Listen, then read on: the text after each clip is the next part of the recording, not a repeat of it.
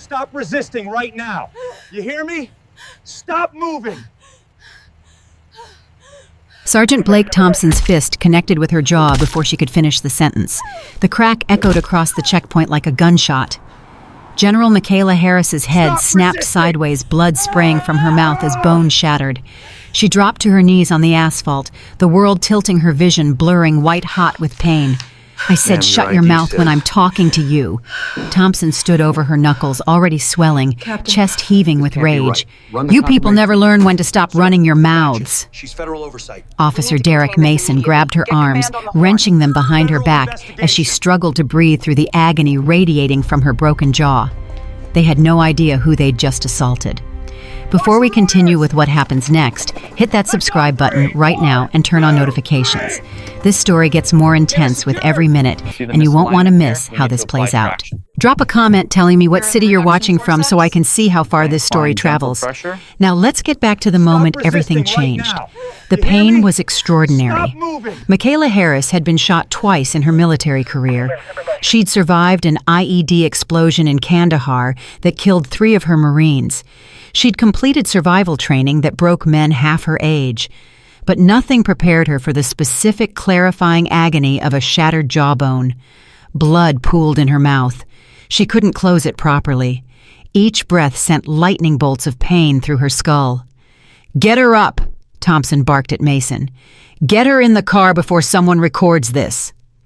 Mason hauled her to her feet. Harris's legs barely held her. The checkpoint light swam in her vision, doubled, tripled. She focused on breathing through her nose. In, out. Stay conscious. Stay aware. "Ma'am, you need to cooperate." Mason's voice carried a note of panic now. He'd seen what Thompson did. He knew it was wrong, but he was already complicit. Harris tried to speak. Her jaw wouldn't move properly. The words came out slurred, wet with blood. "Badge, number." Oh, she's still talking back. Thompson grabbed her chin, forcing her to look at him. Fresh pain exploded through her face. "Didn't learn your lesson yet." She memorized his face through the agony, the scar through his left eyebrow, the broken capillaries in his nose, the way his pupils dilated with adrenaline and something else, something that looked like fear masked as rage. "Blake, man, we need to," Mason started. "We need to what?" Thompson released Harris's face, rounding on his partner. "Finish what we started." She resisted. She got physical. "That's our story." She didn't. "That's our story." Thompson's voice dropped to a lethal whisper. "Unless you want to explain to the captain why you let some Oakwood troublemaker make us look like fools." Mason's grip on Harris's arms tightened. She felt the moment he made his choice. The moment he decided his career mattered more than the truth. They dragged her toward the police cruiser. Harris's expensive leather purse lay abandoned on the ground beside her car. Her phone, her wallet, her keys. And sewn into the lining of her jacket collar, the thing they didn't know to look for: a military emergency transponder, no bigger than a button. She'd pressed it 3 times in rapid succession the moment Thompson's fist connected with her face. 3 presses, the emergency code she'd memorized 6 months ago when she volunteered for this assignment. The Pentagon knew she was in trouble. They knew exactly where she was, and they were already moving. But they didn't know about her jaw. They didn't know Thompson had escalated from unlawful detention to assault with serious bodily harm. That changed everything. "Watch your head," Mason's mockery of proper procedure as he shoved her into the back of the cruiser. Her head hit the doorframe anyway. Stars burst across her vision. The door slammed shut. Harris slumped in the seat, pressing her tongue carefully against her teeth. 3 molars felt loose. Her jaw wouldn't align properly. The entire left side of her face was swelling rapidly, the skin already tight and hot. Through the window, she watched Thompson pick up her purse rifle through it. "Victoria Taylor," he read from her driver's license. "Oakwood district address, of course." He pulled out her military ID, next studied it, then laughed. "Oh, this is good. Mason, come look at this." Mason walked over reluctantly. "She's got a fake military ID, claims to be a Marine general." Thompson held it up to the checkpoint lights. 4 stars. This woman's got delusions of grandeur. "Blake, that looks pretty real." "It's a fake." Thompson pocketed both IDs. "We'll add impersonating a military officer to her charges. That's federal." Mason said nothing, but Harris saw him look back at her through the cruiser window. Their eyes met for just a moment. She saw the question forming in his mind. The doubt. Good, she thought through the pain. Doubt was where conscience lived. Thompson's radio crackled. "All units, checkpoint Alpha 3, status report." Thompson keyed his radio. "Alpha 3 operational, 1 arrest transport in progress." "Copy that. Captain wants full report on the arrest. Councilman's asking questions." Thompson glanced back at Harris. "Tell the captain it's handled. Subject resisted checkpoint screening, became physically aggressive. Necessary force was applied." Harris closed her eyes. Every word documented, every lie recorded. The transponder in her collar was sophisticated. It didn't just send GPS coordinates. It transmitted audio within a 15-foot radius. They were building her case for her. The cruiser pulled away from the checkpoint. Through the rear window, Harris watched the traffic checkpoint continue operations. Officer Davis was stopping another car, a young black man driving a Honda Civic. Even from this distance, she could see the excessive nature of the stop. 3 officers surrounding the vehicle. The driver ordered out, hands on the hood, pattern of behavior, systematic discrimination. Everything her 6-month investigation had documented. But now, she had something more. Physical assault, a broken jaw, evidence that would transcend statistics and legal arguments. She'd become the proof. The drive to Riverside Police Station took 12 minutes. Harris counted every second, using the rhythm to manage the pain. Her military training had taught her that pain was just information, the body sending signals. She acknowledged the signals, cataloged them, set them aside. Broken jaw, severe contusion, likely concussion from the door impact, 3 loose teeth, significant soft tissue damage. She'd need surgery. Probably her jaw wired shut for weeks, months of recovery. Worth it, she decided. Worth it if it stopped this from happening to someone else. The cruiser pulled into the station garage. Thompson killed the engine but didn't immediately get out. He sat in the driver's seat, hands on the wheel, breathing hard. "We should take her to the hospital first," Mason said quietly. Her face is fine. She's playing it up. These people always exaggerate." "Blake? I heard her jaw break. I was right there." Thompson turned in his seat. "Then you heard her resist. You heard her get physical with me, right?" The silence stretched. Harris watched Mason's reflection in the rearview mirror, watched him struggle. "Right," Mason finally said. The word came out hollow. "Good man." Thompson opened his door. "Let's get her processed before shift change. Fewer questions that way." They pulled Harris from the back seat. Her legs buckled. The pain and shock were catching up to her now. Mason caught her before she fell. "Easy," he muttered. For just a moment, his grip was almost gentle. Then Thompson was there, and Mason's hands turned rough again. They half-walked, half-dragged her through the garage, up a flight of stairs, into the fluorescent brightness of the station proper. The booking area smelled like industrial cleaner and burned coffee. The officer at the intake desk looked up from his computer, then did a double take. "Jesus Christ, what happened to her face?" "Resisted arrest," Thompson said smoothly. "Got physical at the checkpoint. I defended myself." The booking officer, his nameplate read Martinez, stood up slowly. He was older than Thompson and Mason, maybe mid-40s, with gray at his temples and sharp, intelligent eyes. "She got physical," Martinez repeated, looking at Harris's face, then at Thompson's barely marked knuckles. "And you defended yourself." "That's right." Martinez's eyes met Harris's. She saw the question there, the concern. She tried to speak, but her jaw wouldn't cooperate. Only a wet, pained sound emerged. "She needs medical attention," Martinez said. "Right now, that jaw could be broken." "She'll get processed first," Thompson countered. "Then medical, protocol." Protocol is medical treatment for serious injuries before booking. That's department policy, Sergeant. Thompson stepped closer to the desk. "Officer Martinez, are you questioning my judgment call?" The air in the booking area went tense. 2 other officers nearby stopped what they were doing, watching. Martinez held Thompson's gaze for a long moment. Then he sat down. No, Sergeant. Just clarifying procedure. Good. Then process her. But Martinez typed something into his computer first, something that took longer than it should have. His eyes flicked to a second screen, the one Harris couldn't see from her angle. Name, Martinez said, still looking at his screen. Harris tried to speak. Blood and pain made the words almost unintelligible. Michaela Harris. Martinez typed slowly. Addressed Oakwood District. Each word was agony. Of course it is, Thompson muttered behind her. Martinez's fingers paused on the keyboard.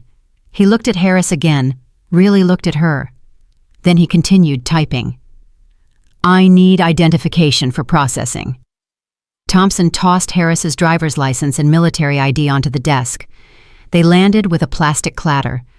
Martinez picked up the driver's license first, scanned it. Then he reached for the military ID. His entire demeanor changed. He picked it up carefully, studying it under the desk lamp, turned it over, held it at an angle to see the holographic security features. His eyes widened almost imperceptibly. This is a military ID, he said carefully. It's a fake, Thompson said. We're adding impersonating a military officer to her charges. Martinez didn't respond. He was examining the ID, closely running his thumb over the embossed lettering. Then he looked at his computer screen again, typed something, waited. His expression shifted from careful neutrality to something else, something that looked like dawning alarm. Sergeant Thompson, Martinez said slowly, can I speak with you privately for a moment? We're in the middle of booking. Now, Sergeant.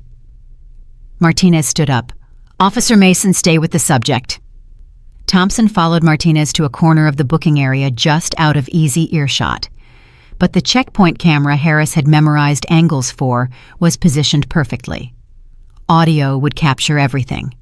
She watched Martinez show Thompson something on his phone, watched Thompson's face go from annoyed to confused to pale. Their voices rose. That's impossible, Thompson said. I just verified it through 3 separate databases. Martinez's voice was urgent. Sergeant, do you understand what you've done? She had a fake ID. That ID is real. The holographic seals the security features the DoD database confirmation. This woman is actually... The front doors of the station burst open. A man in an expensive suit strode in his presence, immediately commanding attention. Late 50s, perfectly groomed silver hair, a championship ring that caught the light. His eyes swept the booking area and landed on Harris. Councilman Richard Pemberton, the architect of the checkpoint program, the man whose political career was built on promises to keep Riverside safe through aggressive policing of neighborhoods like Oakwood District. Is this the checkpoint resistor? Pemberton demanded. Thompson straightened immediately. Yes, sir, Councilman. We're processing her now. Pemberton walked closer to Harris, looking her up and down with undisguised disdain. Then he saw her face, the massive swelling, the blood still crusted around her mouth. The way her jaw hung slightly misaligned. His eyes narrowed. What happened to her? She resisted arrest, sir. Got violent. Sergeant Thompson had to subdue her. Pemberton studied Harris for a long moment. She met his gaze steadily despite the pain. She saw calculation in his eyes, political instinct, the ability to sense when something wasn't quite right. This woman got violent, Pemberton said, and Sergeant Thompson, who outweighs her by at least 70 pounds, had to punch her in the face hard enough to do that kind of damage. Thompson's jaw clenched. She was aggressive, sir. I responded appropriately. Uh-huh. Pemberton turned to Martinez. What's her name? Michaela Harris, sir. Oakwood District resident. Occupation. Martinez hesitated, glanced at Thompson, then back at Pemberton. That's unclear at the moment, sir. Unclear how... What did her ID say?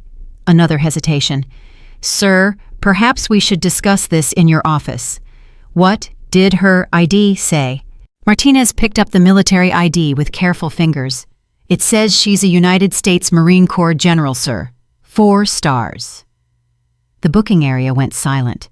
Pemberton stared at Martinez, then at the ID, then at Harris, then he laughed. It was a practiced political laugh designed to diffuse tension, but Harris heard the uncertainty underneath. A 4-star general, Pemberton repeated, in the Marine Corps, driving through Riverside, and nobody recognized her. It's obviously a fake, sir, Thompson said quickly. She probably bought it online. We see this sometimes, people trying to intimidate officers with fake credentials. Except Officer Martinez just said he verified it through multiple databases. Pemberton's political smile was frozen on his face, but his eyes were sharp. Didn't you, Officer? Martinez swallowed hard. The ID has authentic security features, sir, and the DoD database shows a General Michaela Harris, USMC, active duty. Current assignment classified. Classified, Pemberton repeated softly. He walked closer to Harris, close enough that she could smell his expensive cologne, close enough that she could see the moment his political calculation shifted from damage control to genuine concern. Are you, he said quietly, actually a Marine Corps general? Harris looked him directly in the eye. She couldn't speak clearly through her broken jaw, but she managed one word, thick with blood and pain, but unmistakable. Yes. The station phone began to ring. Everyone turned toward the sound. Martinez moved to answer it, but it stopped. Then another phone started ringing, then another. Within seconds, multiple phone lines throughout the station were lit up, all ringing simultaneously. What the hell? Thompson muttered. Martinez picked up the nearest phone. Riverside Police Station, Officer Martinez speaking. He listened for a moment. His face went white. Yes, ma'am. She's here. Yes, ma'am. I understand. He hung up. The phone immediately rang again. Who was that? Pemberton demanded. Pentagon switchboard, Martinez said quietly. They're asking about General Harris. Thompson laughed nervously. This is ridiculous. It's probably her friends. Another officer hurried over from a different desk. Councilman, I've got the Department of Defense on line 3. They're asking for confirmation that we have General Michaela Harris in custody. And I've got someone claiming to be from the Judge Advocate General's office on line 7, another officer called out. Pemberton's political composure cracked. He turned slowly to look at Harris. Really look at her. The blood, the swelling, the broken jaw, the way she held herself despite the pain, straight-backed, dignified, her eyes clear and focused. Oh, God, he whispered. You're real. Harris nodded slowly. The movement sent fresh pain through her jaw, but she held his gaze. Sergeant Thompson. Pemberton's voice had gone cold. Tell me exactly what happened at that checkpoint. Sir, she refused to comply with checkpoint screening procedures. She became argumentative, cited constitutional protections. Constitutional protections that she has every right to cite, Martinez interrupted.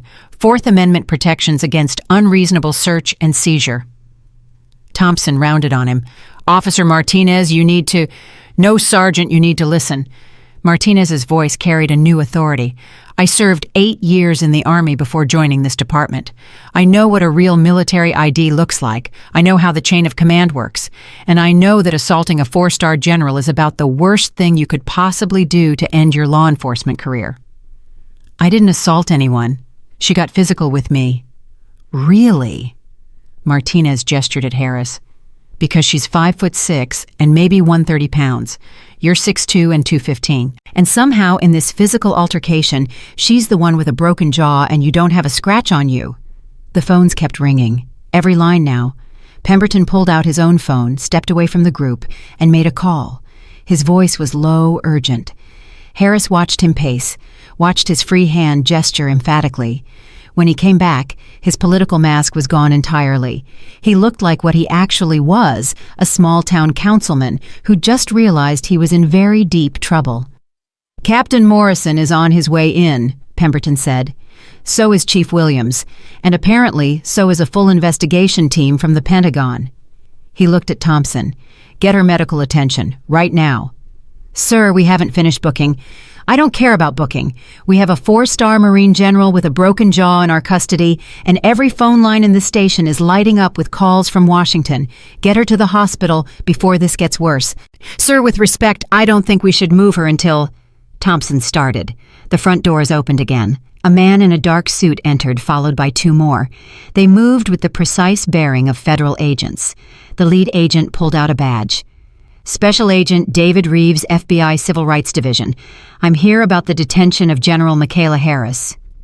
Pemberton's face went from pale to gray. The FBI. How did you... She was only arrested 40 minutes ago. We've been monitoring the situation, Reeves said simply. He walked directly to Harris, his expression professional, but his eyes conveying something else. Concern. General Harris, I'm Special Agent Reeves. An ambulance is en route. Can you hear me clearly?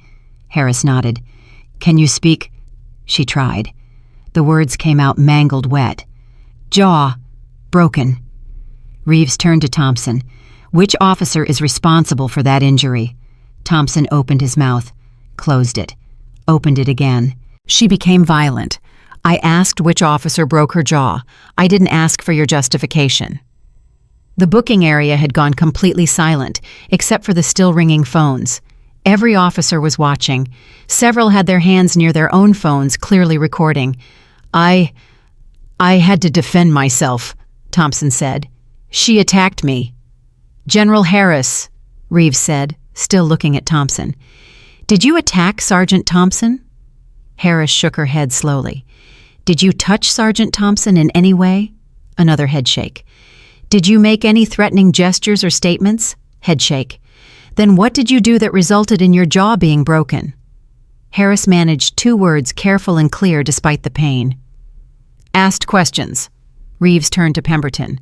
Councilman, I need a private room for the general, somewhere secure where she can wait for medical transport. Of course, right this way. And I need Sergeant Thompson, Officer Mason, and anyone else present at the checkpoint stopped to remain here. They'll need to provide statements. Thompson's face flushed red. We're not under arrest. You can't detain us. No one said anything about arrest, Sergeant, yet. Reeves gestured to his fellow agents. But you are all material witnesses to an assault on a federal officer. That makes your cooperation highly encouraged. An ambulance siren wailed in the distance, growing closer. Martinez helped Harris to her feet. She was grateful for his support. Her legs had started shaking. Shock and pain catching up to her now that the immediate danger had passed. Reeves led them to a small interview room.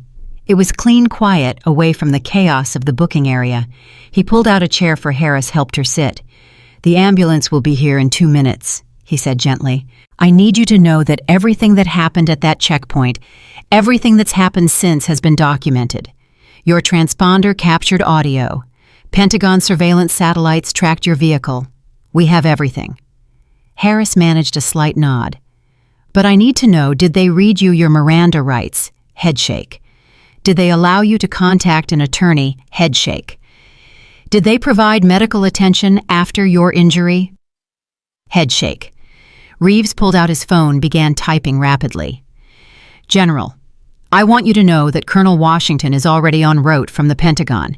He should arrive within the hour, and the Secretary of Defense has been briefed. This is being treated as an assault on a senior military officer with intent to intimidate. Harris tried to speak. The words were barely intelligible. Others. Oakwood. This happens. To others. Reeves knelt down to her level. I know.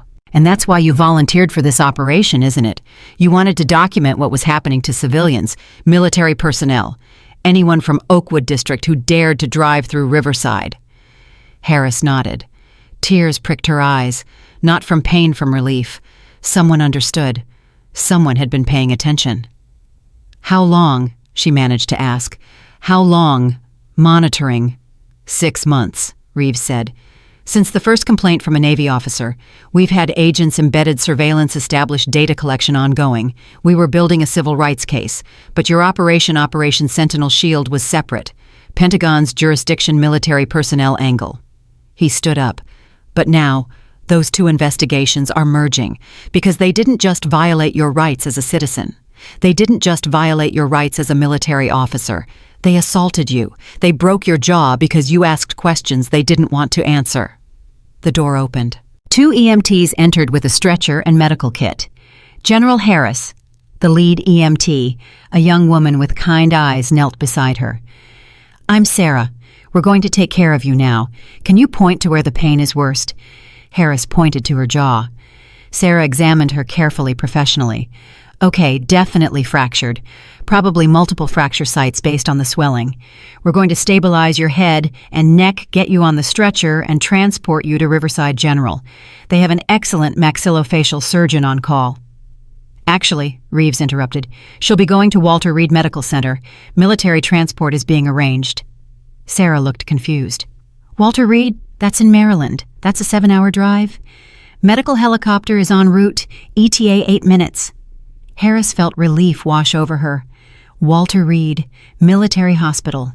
Away from Riverside, away from Pemberton's influence, away from the police department that had just assaulted her. Safe. The EMTs worked efficiently, stabilizing her jaw with careful bandaging, checking her vitals, establishing an IV line for pain medication and fluids.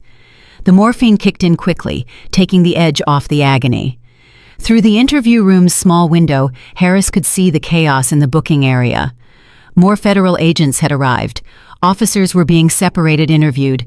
Thompson stood in a corner, his earlier confidence completely shattered, talking rapidly to an attorney who'd somehow materialized. Pemberton paced near the front desk phone pressed to his ear, his voice carrying even through the closed door. "Don't care what the press implications are. We need damage control now. A 4-star general. Do you understand what this means?" Yes, Harris thought through the morphine haze. Yes, she did understand what it meant. It meant justice. Finally. The distant sound of helicopter rotors grew louder. The helicopter blades created a thunderous rhythm that Harris felt in her chest. Through the morphine fog, she watched Riverside Police Station shrink below her, the flashing lights of federal vehicles surrounding it like predators circling prey. "Blood pressure stable," the flight medic reported into his headset. "Patient responsive. ETA to Walter Reed, 42 minutes. 42 minutes.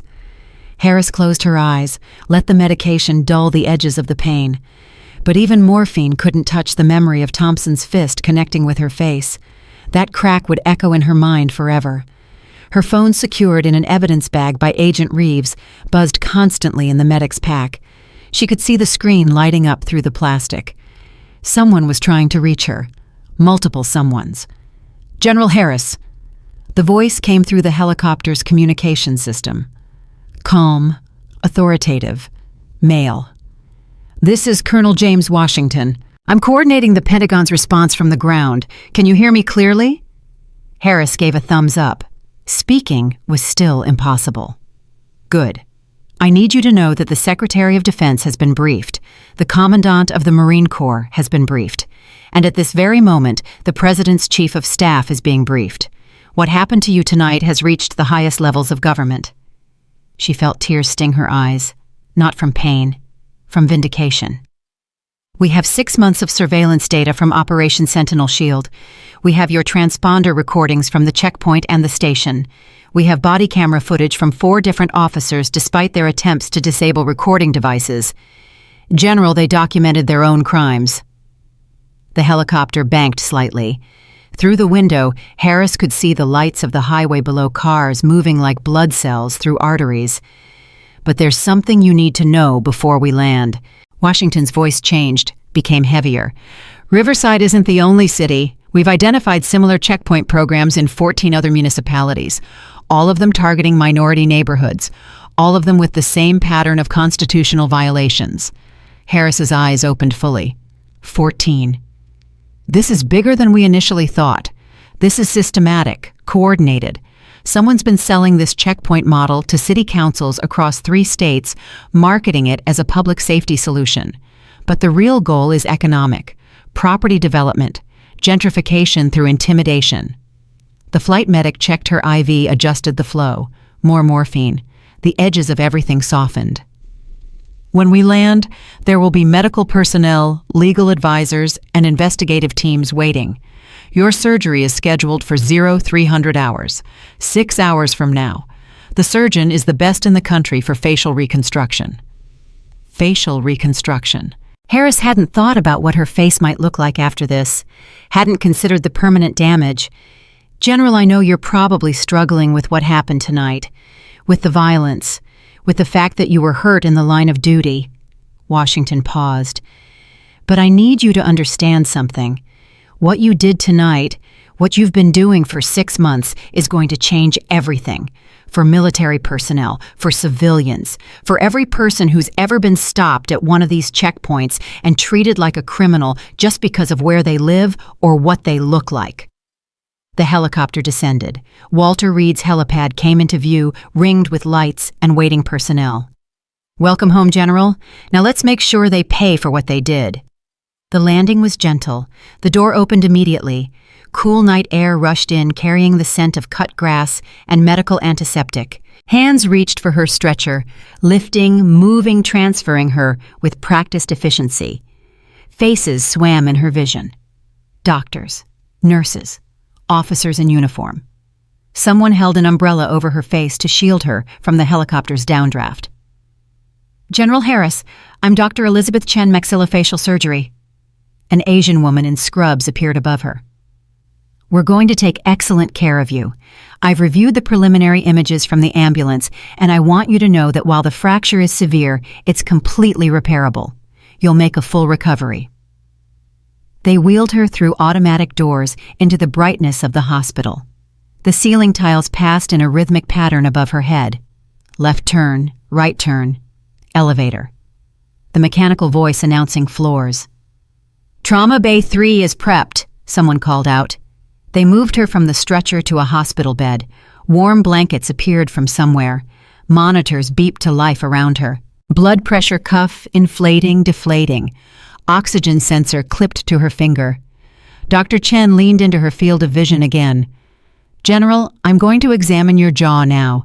It might be uncomfortable, but I'll be as gentle as possible." Gloved fingers probed carefully. Harris winced despite the morphine. "Bilateral mandibular fracture," Dr. Chen murmured to her assistant.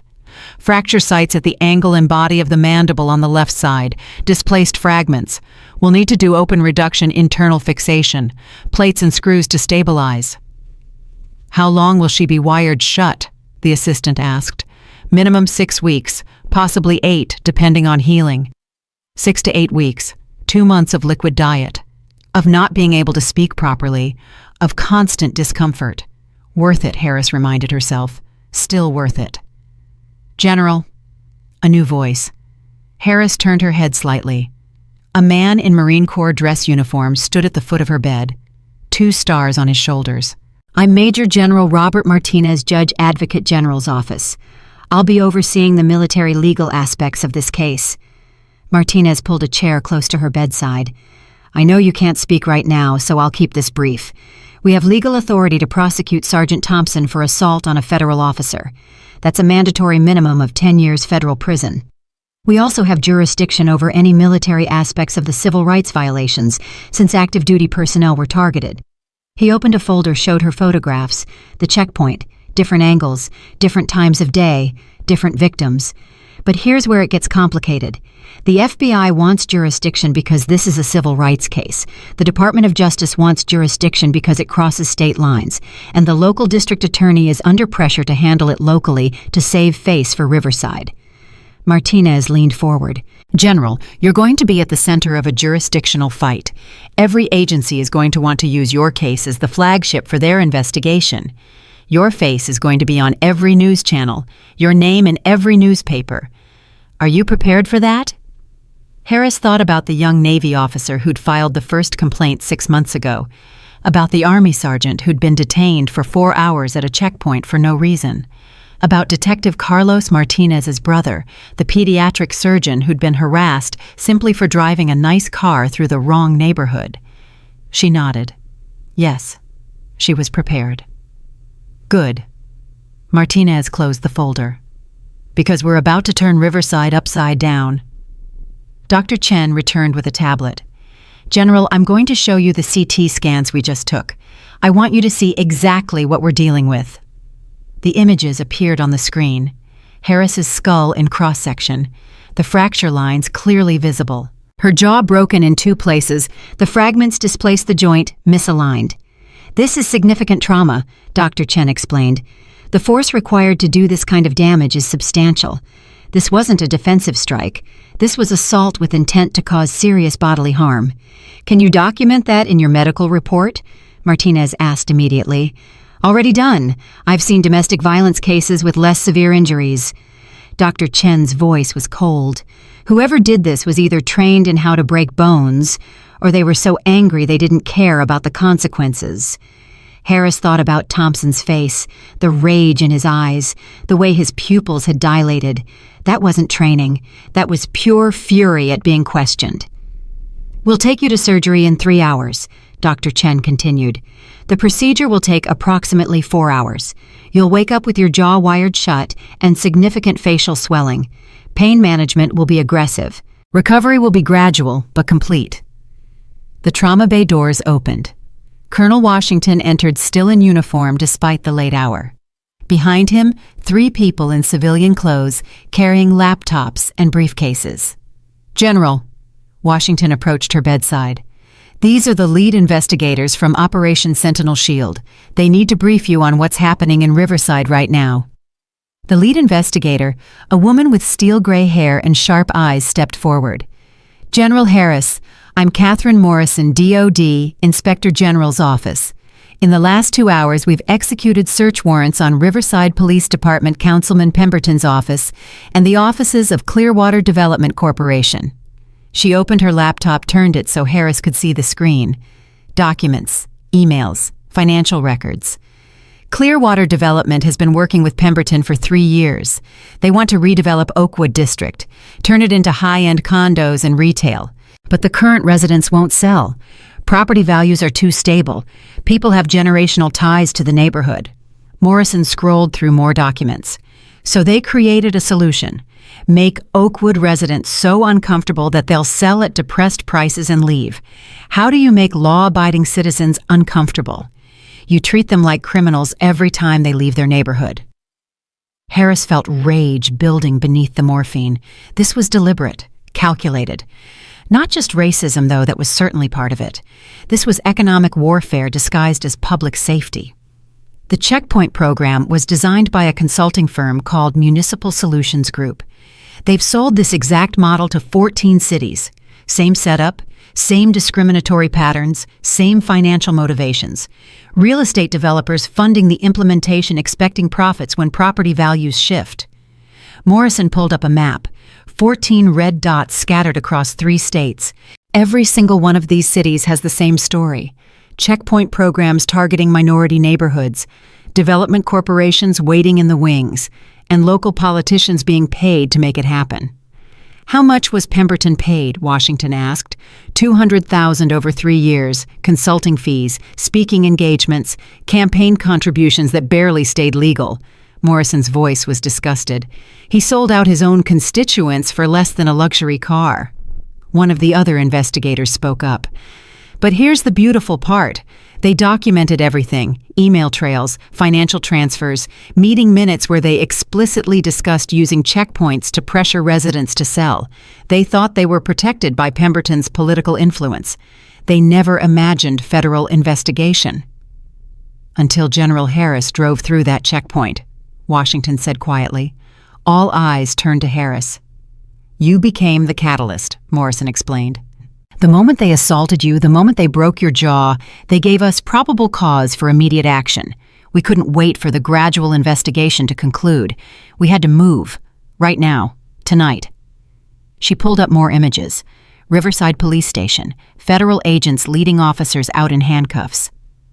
Sergeant Blake Thompson has been arrested and charged with assault on a federal officer, deprivation of rights under color of law, and conspiracy to violate civil rights.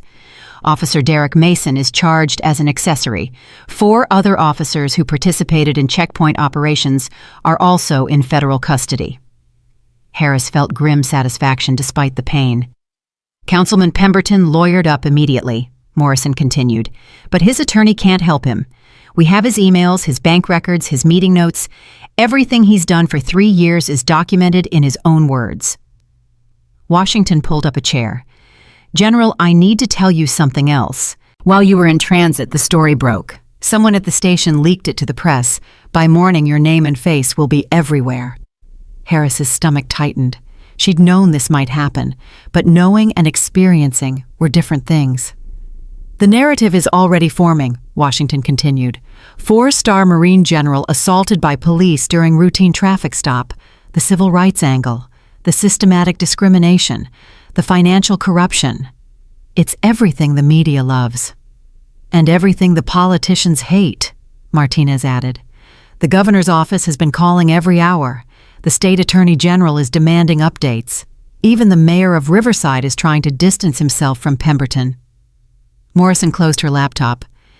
General Harris, what you need to understand is that this case is going to explode. By tomorrow morning, there will be protests in Riverside, activists organizing, media camping outside this hospital, political pressure from every direction. Some of that pressure will be supportive, Washington said. Civil rights organizations, military advocacy groups, people who've experienced similar treatment. They'll rally behind you. But some will be hostile, Martinez warned. Police unions, conservative political groups, people who think you were a troublemaker who got what she deserved. They'll try to discredit you, dig into your background, find anything they can use to muddy the waters. Harris absorbed this. She'd known the risks when she volunteered for Operation Sentinel Shield, but theory and reality were colliding fast. There's something else. Morrison pulled out a different folder. We intercepted communications from Municipal Solutions Group. They're in crisis mode, trying to contact all 14 cities where they implemented checkpoint programs, warning them, telling them to destroy evidence. Are they succeeding? Washington asked sharply. No, we moved too fast. Federal teams are executing search warrants in all 14 cities simultaneously, right now, as we speak. Harris's eyes widened. Simultaneous operations, 14 cities. This was massive. This is the largest coordinated civil rights enforcement action since the 1960s, Morrison said quietly. And you're at the center of it. Your face, your story, your broken jaw is the proof that these programs aren't just unconstitutional, they're violent. Dr. Chen returned. General Harris needs rest before surgery. You have 5 more minutes. Washington stood. General, one last thing.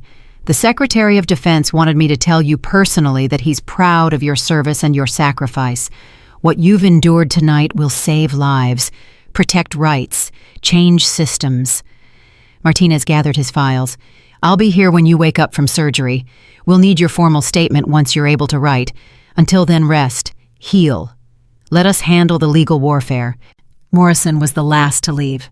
She paused at the door. General, my daughter is black. She's 19, college student. She got stopped at one of these checkpoints 6 months ago, detained for 2 hours, searched without cause. They found nothing, of course, but the humiliation, the fear, the violation. She still has nightmares. Her voice cracked slightly. What you did tonight, what you're doing, it matters. It matters to my daughter, to every person who's ever been treated as less than human because of their skin color or their zip code. Thank you. Then they were gone. The trauma bay fell quiet, except for the beeping monitors. A nurse appeared, young, kind face. General Harris, I'm going to give you something to help you sleep before surgery. Is that okay? Harris nodded. The medication entered her IV. Warmth spread through her veins. The pain receded further. Her eyelids grew heavy. But before sleep took her, her mind drifted to Riverside, to Thompson sitting in a federal holding cell, to Pemberton watching his political career disintegrate, to the 14 other cities waking up to federal raids. The system had protected itself for so long, used power and influence to shield wrongdoing. But systems were made of people, and people made mistakes. Thompson's mistake was thinking she was just another black woman he could intimidate. Pemberton's mistake was thinking money could buy immunity from justice. The system's mistake was thinking it could hide in plain sight forever. Sleep pulled her under, but even in unconsciousness, part of her remained alert, waiting for what came next. 3 hours later, surgical lights blazed above the operating table. Dr. Chen worked with precise, careful movements, drilling, placing titanium plates, securing screws into bone, rebuilding what violence had destroyed. Vitals stable, the anesthesiologist reported. Good. Dr. Chen worked methodically. This woman is a hero. She's getting my best work. Outside the operating room, Colonel Washington sat in the surgical waiting area. His phone buzzed constantly. Updates from Riverside, reports from the 14 cities, media requests for comment. He ignored all of it. Right now, his only concern was the woman in surgery, the general who'd volunteered to be broken so that others wouldn't be. His phone rang. Direct line from the Pentagon. Washington. Colonel, this is General Bradford, the Commandant of the Marine Corps, the highest-ranking officer in the entire branch. Status on Harris. In surgery now, sir. Prognosis is good. Full recovery expected. Good. I want hourly updates. Bradford paused. James, I want you to understand something. General Harris is one of the finest officers I've ever served with. What happened to her tonight is unacceptable, unforgivable. I want everyone involved prosecuted to the fullest extent of military and civilian law. Yes, sir, that's the plan. And I want the Marines to lead this fight.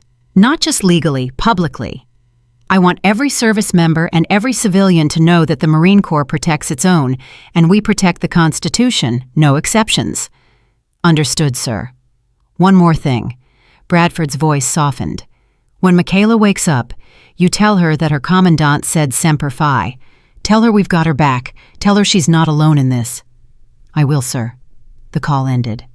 Washington leaned back in the uncomfortable waiting room chair. Through the window, dawn was breaking over Washington, D.C. The city was waking up. Soon the whole country would wake up to this story. His phone buzzed again. A news alert. Breaking 4-star Marine general assaulted by police during traffic stop. FBI investigates civil rights violations. It was starting. By the time Dr. Chen emerged from surgery, 4 hours later, the hospital's public affairs office had been flooded with over 300 media requests for information. The surgery went perfectly, Dr. Chen told Washington. Her jaw is stabilized. The wiring will come out in 6 weeks. She'll have some scarring but minimal. She's in recovery now. When can I see her? Another hour. She needs to wake up gradually. Dr. Chen pulled off her surgical cap. Colonel, I've been doing this for 20 years. I've repaired jaw fractures from car accidents, domestic violence, combat injuries. What I saw tonight was as bad as anything I've seen. That officer who hit her, he wanted to hurt her. Badly. I know. Good. Because I'm going to testify to that. In court, on record. That injury was intentional, excessive, and brutal. Washington thanked her. Then he made his way to the recovery unit. Through the observation window, he could see Harris. Her face was swollen beyond recognition. Bandages covered most of her jaw. Wires gleamed between her teeth. But she was alive, and she was going to be okay. His phone rang again. Morrison from the Inspector General's office. Colonel, you need to hear this. We just arrested the CEO of Municipal Solutions Group. He tried to flee the country. TSA stopped him at Dulles Airport with $2 million in cash and a one-way ticket to the Cayman Islands. Washington smiled grimly. How stupid can you be? There's more. He's already trying to cut a deal. Says he'll testify against everyone. The developers, the politicians, the consulting fees, the whole operation. He's rolling over on all of them.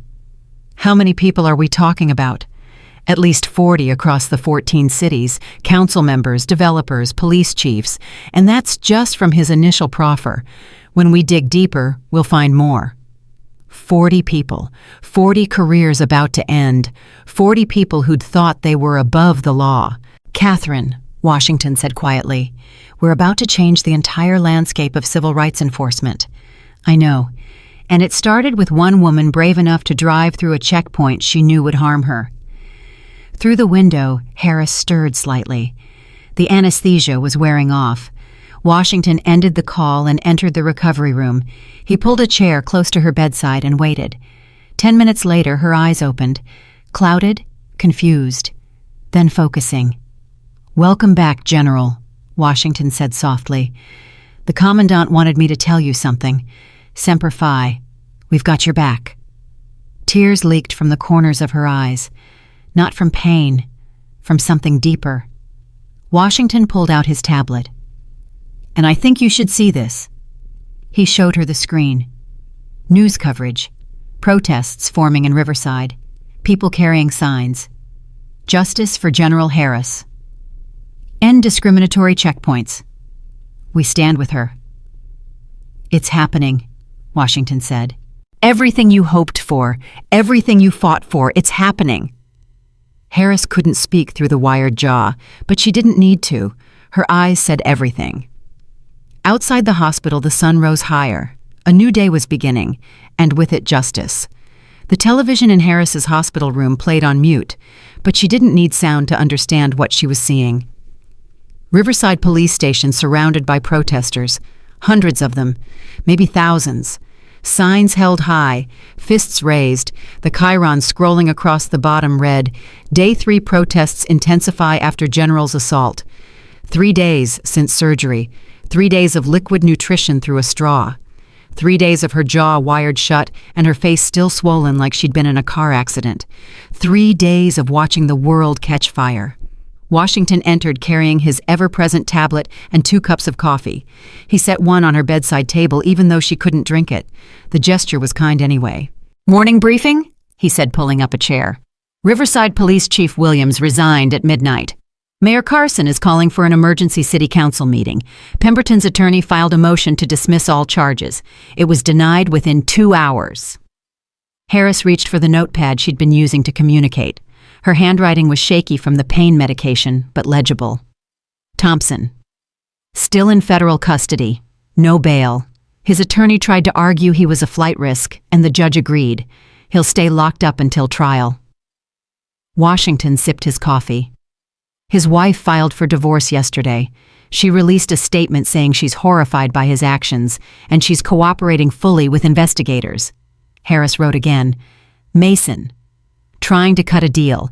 He wants to testify against Thompson and Pemberton in exchange for reduced charges. The DOJ is considering it, but they're not making any promises." Washington scrolled through his tablet. "But here's what you need to know. The other 13 cities are falling like dominoes." He turned the tablet toward her. News coverage from different cities. Atlanta, Cleveland, Phoenix. All the same story. Federal raids, arrests, checkpoint programs shut down. Municipal Solutions Group's CEO gave up everything: names, dates, financial transactions, email servers. He handed over the entire operation in exchange for witness protection. Washington's voice carried grim satisfaction. 47 people arrested so far, more coming. City council members, police chiefs, real estate developers, the whole corrupt network. Harris felt vindication surge through her. 47 people. 47 people who'd thought they could violate rights for profit. But there's something else. Washington's expression shifted, became heavier. The media has identified you. Your name, your face, your entire service record. It's everywhere. He showed her more headlines. Decorated general volunteered for undercover operation. 4-star officer has Purple Heart Bronze Star. General Harris, I did it for every person who couldn't fight back. That last headline made her stomach twist. She hadn't said that. Couldn't say anything with her jaw wired shut. Someone was putting words in her mouth.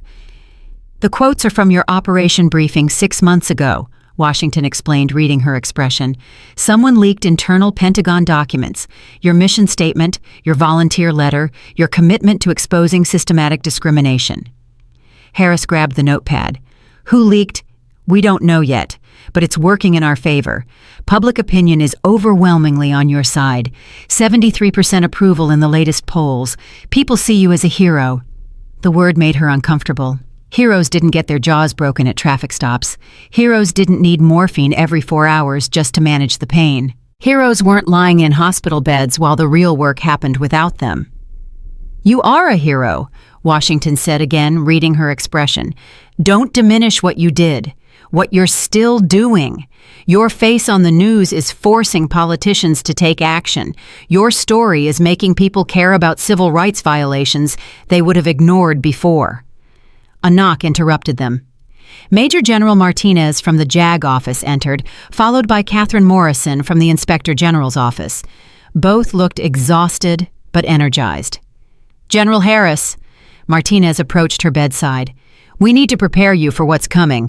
Thompson's attorney is going to argue that you entrapped him, that you deliberately provoked the assault to create grounds for federal charges." Harris's hand tightened on her pen. "Of course they would. Blame the victim. Make her the aggressor." "It won't work," Morrison said quickly. "We have body camera footage from 3 different angles. Audio from your transponder, testimony from Officer Martinez at the booking desk, witness statements from drivers who saw the whole thing. Thompson's own radio communications where he bragged about putting you in your place. But they'll still try," Martinez continued. "They'll put your military record under scrutiny. They'll question why a 4-star general was driving through Riverside at that specific time. They'll imply you wanted this to happen." Harris wrote on her notepad, held it up. "I did want it to happen." The room fell silent. "I volunteered," she wrote on a new page. "Knew the risks, accepted them, would do it again." Washington leaned forward. "General, you're going to testify, probably in multiple trials. Defense attorneys will use that admission to paint you as an agent provocateur, someone who manufactured a civil rights violation for political purposes." Harris wrote faster now. "Didn't manufacture anything. They chose violence. They broke my jaw. Their choice. Their crime." Morrison nodded slowly. "You're right, and we'll make sure the jury understands that. You had every right to drive through that checkpoint, every right to question their authority, every right to cite constitutional protections. Thompson had 0 right to assault you." "But juries are unpredictable," Martinez warned, "especially when police officers are on trial. There's a built-in sympathy for law enforcement, a presumption that officers act in good faith. Not this time." Washington pulled up more images on his tablet. Thompson's history just came out. 14 excessive force complaints over 8 years, all of them dismissed, all of them involving minority suspects. 3 civil lawsuits settled quietly by the city. The pattern is undeniable. Harris felt her chest tighten. 14 complaints. How many people had Thompson hurt before her? How many lives had he damaged? "It gets worse," Morrison said. "We found internal police department emails discussing Thompson's behavior. His captain knew, his chief knew. They called him overly aggressive, but they kept him on the street because his arrest numbers were high. He made the department look productive." "They sacrificed civilian safety for statistics," Martinez said flatly. "That's negligent supervision, possibly criminal conspiracy. We're exploring charges against the entire chain of command." A nurse entered to check Harris's vitals. Blood pressure, temperature, oxygen levels, all slightly elevated. Stress was affecting her recovery. "You need rest," the nurse said firmly. "Doctor's orders, 10 more minutes, then everyone out." When the nurse left, Washington spoke quietly. "General, there's one more thing you need to know. Your mother has been contacted by reporters. They're camping outside her house in Oakwood District, asking questions, taking pictures." Harris's hand flew to the notepad. "Is she okay?" "She's fine. Angry, but fine. She told one reporter, and I quote, 'My daughter is a United States Marine. She survived combat zones. She'll survive this, and she'll make sure those bastards pay for what they did.'" Washington smiled slightly. "Your mother is formidable." Despite the pain, despite everything, Harris felt warmth spread through her chest. Her mother had always been her anchor, raised her alone after her father died, worked 2 jobs to put her through college, attended every promotion ceremony, every medal presentation, and now her mother was facing media harassment because Harris had chosen this mission. "We've assigned protective detail to her home," Morrison said. "Plainclothes federal agents. They'll keep the media at a distance and ensure her safety." "She didn't want protection at first," Washington added. "Said she could handle herself, but we convinced her it was necessary, not just for her safety, but for yours. We can't have you worrying about her while you're recovering." Harris wrote on the notepad. "Thank you." Martinez gathered his files. "General, in 2 days you'll give your formal deposition. It will be videotaped, used in multiple trials. Everything you say will be scrutinized by defense attorneys across 14 cities. We need you rested, prepared, strong." Can she even speak in 2 days? Morrison asked. Her jaw is wired shut. She can write, Martinez said. We'll have her written statement notarized and recorded. It's admissible in federal court. After they left, Washington remained. He sat quietly for a moment, just the sound of hospital machines beeping rhythmically. You know what bothers me most about this? He finally said. It's not the corruption. It's not even the violence. It's how casual it all was. Thompson broke your jaw like it was nothing. Like you were nothing. Like your rights, your dignity, your humanity didn't matter at all. Harris nodded slowly. And he thought he'd get away with it, Washington continued. He thought the system would protect him like it always had before. 14 complaints, 14 times someone said this man is dangerous, and 14 times the system said we don't care. He stood, walked to the window. That's what we're really fighting here. Not just individual bad actors. The entire structure that enables them, protects them, rewards them. Harris picked up her notepad. Can we win? Washington turned back to her. We already are winning. 47 arrests, 14 checkpoint programs shut down, a national conversation about civil rights and police accountability, policy reforms being drafted in Congress right now. The Uniform Law Commission is developing model legislation to prevent this from happening again. He returned to her bedside. But the real victory will be in the courtrooms, when Thompson and Pemberton and all the others are convicted, when they serve serious prison time. When the message goes out that you cannot violate people's rights for profit, that's when we'll know we've won. Harris's phone buzzed on the bedside table. Washington picked it up, checked the screen, then handed it to her carefully. A text message from an unknown number. General Harris, you don't know me, but my son was arrested at a Riverside checkpoint last year. Lost his job because of it. Couldn't find work with an arrest record. Your courage gave us hope. Thank you for fighting for us. Harris felt tears well up. She couldn't respond, couldn't even speak, but she saved the message. You've been getting hundreds of those, Washington said softly. We've been screening them for security, but they keep coming. People thanking you, sharing their stories, telling you that you've changed their lives. More messages appeared, one after another. My daughter was humiliated at a checkpoint. You gave her back her dignity. I lost my scholarship because of a bogus arrest. Now they're reviewing my case. Thank you. You're a hero to my community. Thank you for seeing us, for standing up for us. Harris couldn't stop the tears now. They ran down her swollen face, stinging where the surgical incisions were still healing. This is why it matters, Washington said. This is why you volunteered, why you accepted the risk, why you're lying in this hospital bed right now. Because every message, every person whose life you've changed, every family that gets justice, that's the mission. That's the victory. The door opened again. Dr. Chen entered with a medical resident trailing behind her. Time to check your surgical sites, Dr. Chen said. Colonel, you'll need to step out. Washington squeezed Harris's hand gently. I'll be back tonight. Rest. Heal. Let us handle the war for now. After he left, Dr. Chen carefully examined Harris's jaw. Gentle fingers probing the healing bones, checking the wires, assessing swelling. Healing beautifully. Doctor, Chen pronounced. The fractures are aligning well. Another 3 weeks and we can start thinking about removing the wires. 3 more weeks. 21 more days of liquid nutrition and slurred communication and constant discomfort. I know it's hard, Dr. Chen said, reading her expression again. But you're doing remarkably well. Most patients with this level of trauma would be struggling with depression, anxiety, PTSD. You're handling it like a soldier. Harris grabbed her notepad. I am a soldier. Dr. Chen smiled. Yes, you are. And soldiers understand that some battles require sacrifice. You're sacrificing your comfort, your recovery time, your privacy, all so that others don't have to suffer what you suffered.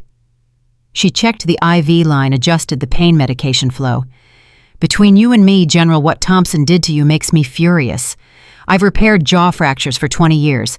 I know intentional violence when I see it, and I will testify to that in court, gladly. That. After Dr. Chen left, Harris lay back against the pillows. The afternoon sun streamed through the window. Outside, the world was continuing without her. Protests, arrests, trials beginning to take shape. She thought about Thompson sitting in a federal holding cell. Did he understand yet what he'd done? Did he grasp that his moment of rage had destroyed not just his own career, but an entire corrupt system? Probably not. Men like Thompson never thought they were wrong.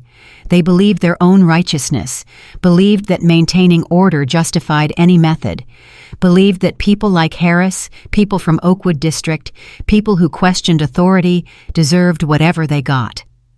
Her phone buzzed again. Another message. This time from Detective Carlos Martinez, the booking officer who'd tried to help her at Riverside Station. General Harris, I don't know if you remember me. I was working intake when they brought you in. I just wanted you to know that I've been interviewed by the FBI. I told them everything. How Thompson bragged, how they denied you medical care, how Pemberton came in and tried to intimidate you. I also gave them my evidence about other checkpoint violations. They're reviewing dozens of cases now. Thank you for having the courage to do what I couldn't. You're the reason I'm finally able to do the right thing. Harris saved that message too. Her tablet lit up with a notification. An email from the Commandant of the Marine Corps. She opened it with shaking hands. General Harris, I want you to know that the entire Marine Corps is watching your recovery and supporting your fight for justice. What happened to you is an assault not just on you personally, but on every Marine, every service member, and every American who believes in constitutional rights. You have brought honor to the Corps through your service and your sacrifice. Semper Fidelis. General Marcus Bradford, Commandant of the Marine Corps. The words blurred as fresh tears came. The Commandant himself, the highest-ranking Marine, taking time to send her a personal message. A soft knock on the door. A young Marine corporal entered in dress blues, carrying a large envelope. General Harris, ma'am, he snapped to attention. I've been ordered to deliver this to you personally. He handed her the envelope. Inside, a handwritten letter on official Marine Corps stationery. Dear General Harris, we don't know each other, but we're connected by service and by experience. I'm a black Marine corporal who was stopped at one of those checkpoints last year. I was in uniform coming home from base, and they still treated me like a criminal. They searched my car, questioned my ID, made me wait for 2 hours while they verified my credentials. I was humiliated, angry, but mostly I was afraid. Afraid to report it, afraid no one would believe me, afraid it would hurt my career.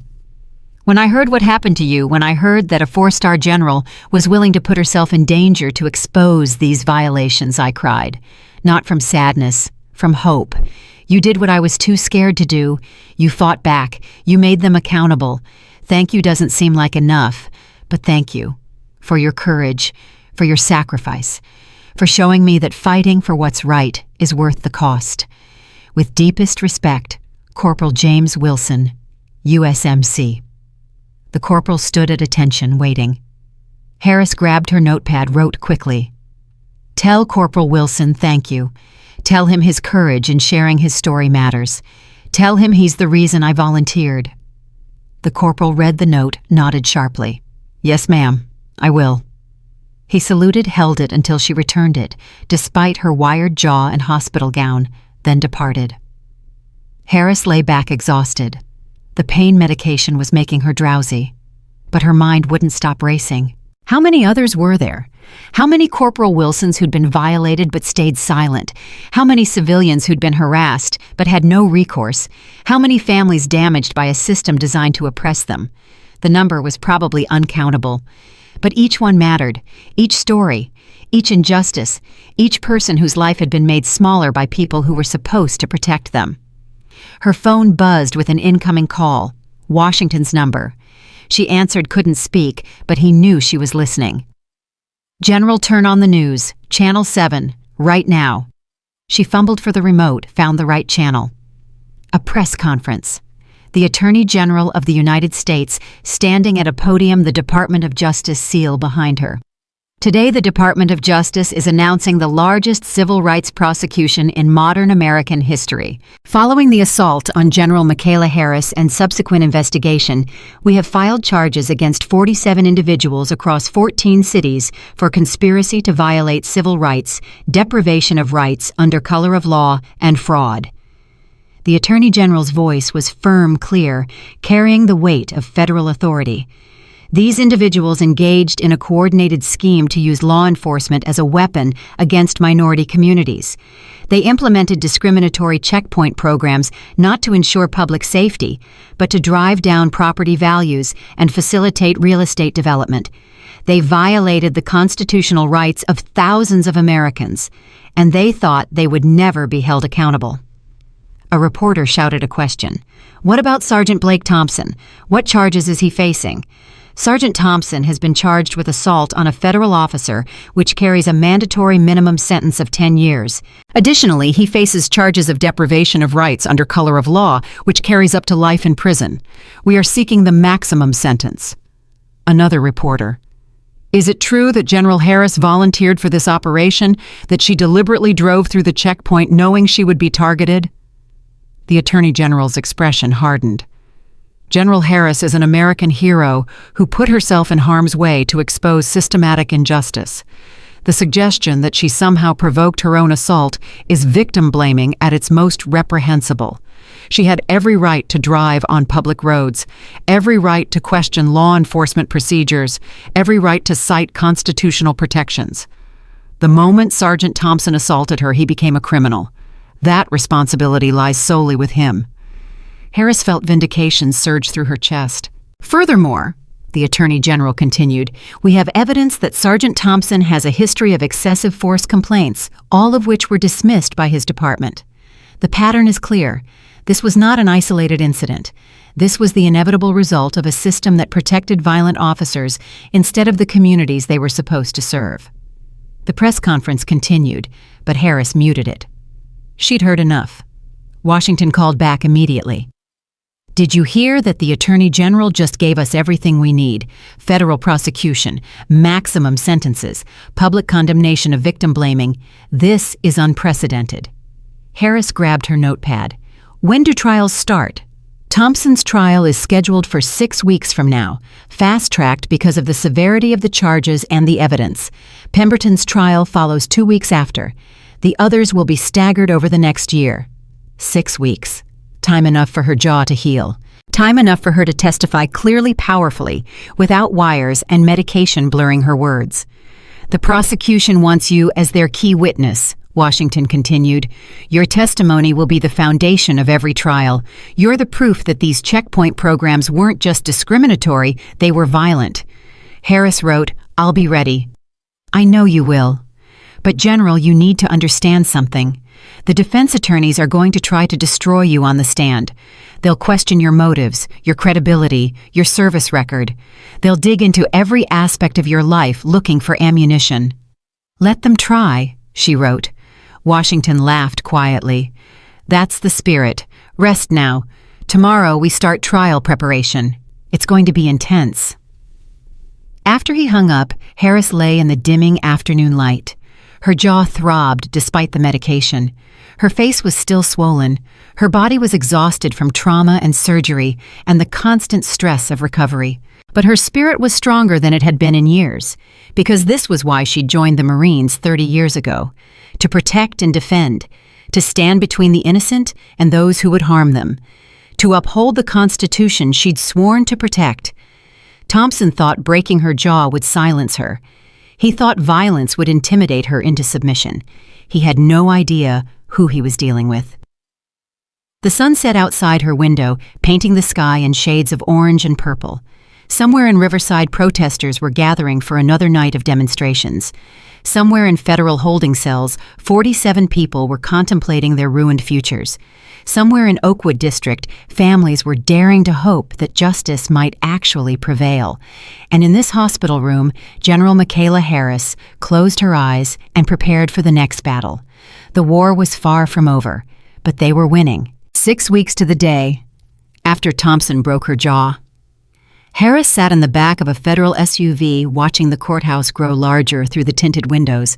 Her jaw was healed now, the wires removed 3 days ago. She could speak again, eat solid food, move her mouth without lightning bolts of pain shooting through her skull. But the scars remained, physical and otherwise. "Media circus up ahead," Washington warned from the front seat. "At least 200 reporters, maybe more. They've been camping out since midnight." Harris touched her jaw reflexively. Dr. Chen had done excellent work. The scars were minimal, hidden mostly along her natural face lines, but Harris could feel them. Feel the places where titanium plates now held her bone together. Feel the reminder of what Thompson had done. Good, she thought. Let the jury see what his violence created. The SUV slowed as it approached the courthouse. Through the window, Harris saw the crowd, not just reporters, protesters, supporters, counter-protesters, police barriers holding them back, signs everywhere. Justice for General Harris. Blue Lives Matter. End police brutality. Support our officers. The country had split down familiar lines, but the evidence was on her side. "Ready?" Washington asked. Harris straightened her Marine dress uniform. 4 stars gleaming on her shoulders, ribbons covering her chest, Purple Heart, Bronze Star, Combat Action Ribbon, 30 years of service displayed for the jury to see. "Ready," she said. Her voice was still slightly hoarse from disuse, but it was hers again. The SUV door opened. Federal marshals formed a protective corridor through the crowd. Camera flashes exploded like artillery fire, reporters shouting questions that blended into incomprehensible noise. Harris walked through it all with her head high back, straight eyes forward. Marine bearing didn't fade with injury. Inside the courthouse, the chaos fell away. Marble floors, high ceilings, the weight of justice pressing down from every direction. Major General Martinez met them at security. "Thompson's attorney just tried to file an emergency motion to exclude your testimony, claimed your military uniform is prejudicial. Judge denied it in under 5 minutes.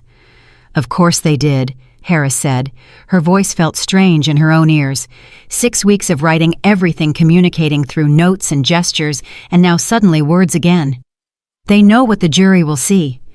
They see a decorated general who was assaulted for asking questions," Martinez agreed.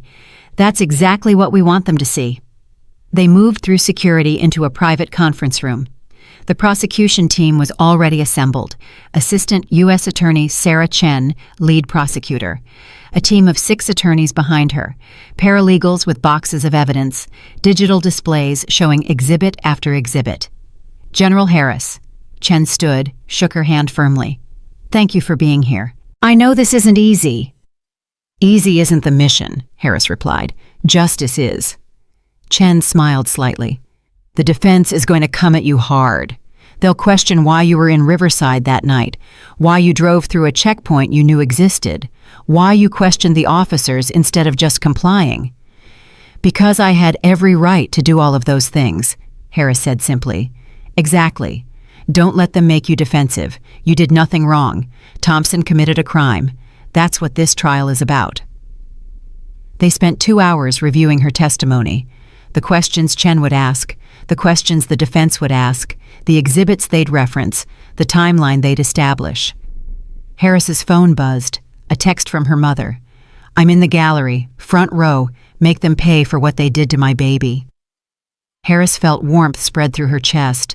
Her mother had flown in from Oakwood District yesterday, refused protective detail, insisted on being here for every moment of the trial. 5 minutes, a bailiff announced. Chen gathered her files.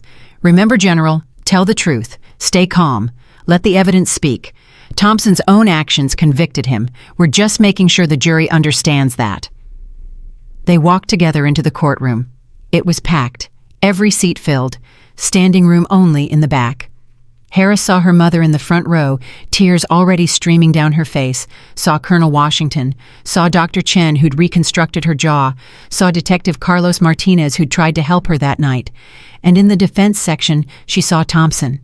He'd lost weight, prison food and stress probably. His expensive suit couldn't hide the hollow look in his eyes. He wouldn't meet her gaze, just stared at the defense table like it held answers. Officer Mason sat in the gallery behind him. He'd taken the plea deal, would testify against Thompson in exchange for reduced charges. His career was over, but he'd avoid the worst of the prison time. All rise. Judge Patricia Morrison entered. African-American woman, late 50s, appointed to the federal bench by the previous president, known for being tough but fair. Her expression gave away nothing as she surveyed the packed courtroom. Be seated. We're here for United States versus Blake Thompson. This trial has attracted significant media attention, and I want to make something clear. This courtroom operates on evidence and law, not public opinion, not political pressure, not media narrative. Evidence and law. Is that understood? Murmurs of agreement. Good. Prosecution, call your first witness. Chen stood. The United States calls General Michaela Harris. Harris walked to the witness stand, raised her right hand, swore to tell the truth, sat down facing the jury. 12 faces watching her with varying expressions. Curiosity, sympathy, skepticism, anger. She would win them all over. Or at least enough of them. Chen approached with a tablet. General Harris, please state your name and rank for the record. General Michaela Harris, United States Marine Corps, 4 stars, currently assigned to the Pentagon. How long have you served in the Marines? 30 years. And during those 30 years, you've received numerous commendations, correct? Yes. Chen displayed Harris's service record on the courtroom monitors. The jury leaned forward, reading, Purple Heart, Bronze Star, combat deployments to Afghanistan and Iraq, commendations for valor, for leadership, for service above and beyond. General Harris, on the night of March 15th, where were you? Driving through Riverside on my way home from visiting my mother in Oakwood District. Were you in uniform? No, civilian clothes. Were you driving a military vehicle? No, my personal car. Why were you in Riverside? Harris looked directly at the jury. Because it's a public road that I have every right to use. Chen nodded. What happened when you reached the checkpoint? Harris took them through it, step by step. Officer Mason's initial approach, her questions about the checkpoint's legality, Captain Wilson arriving, the escalation, the order to exit her vehicle, her citation of Fourth Amendment protections. And what was Sergeant Thompson's response when you cited constitutional law? He became enraged, called me a troublemaker, said people like me always want to make things difficult. People like you, Chen repeated. What did you understand that to mean? Black people, people from Oakwood District, people who question authority. Thompson's attorney objected. Speculation, Your Honor. Overruled. The witness's interpretation of statements directed at her is relevant. Chen continued. What happened next? Thompson ordered me out of my vehicle. I complied. He ordered me to consent to a search. I declined and requested a supervisor. How did Sergeant Thompson respond? Harris's hand moved unconsciously to her jaw. He said he was the supervisor. Then he ordered Officer Mason to detain me. And when Officer Mason grabbed your arms, I stated clearly that I wasn't resisting, that I was complying under protest. I wanted an audio record. Why did you need an audio record, General? Because I knew what was happening was wrong, unconstitutional. I wanted documentation. Chen pulled up body camera footage on the monitors. The jury watched Harris standing calmly, hands visible, no threatening movements, just words, just questions. At any point did you become physically aggressive with Sergeant Thompson? No. Did you threaten him? No. Did you make any movement that could be interpreted as hostile? No. I stood still with my hands visible and cited my constitutional rights. Chen paused. Let that sink in. Then she pressed play on another video file. Thompson's voice filled the courtroom. You picked the wrong black woman to harass today. Then Harris's voice steady despite the circumstances. I'll be filing a formal complaint. Thompson's laugh. Good luck with that. And then the sound. The sickening crack of bone breaking. Harris's sharp intake of breath. The moment of silence before Thompson spoke again. I said, shut your mouth when I'm talking to you. You people never learn when to stop running your mouths.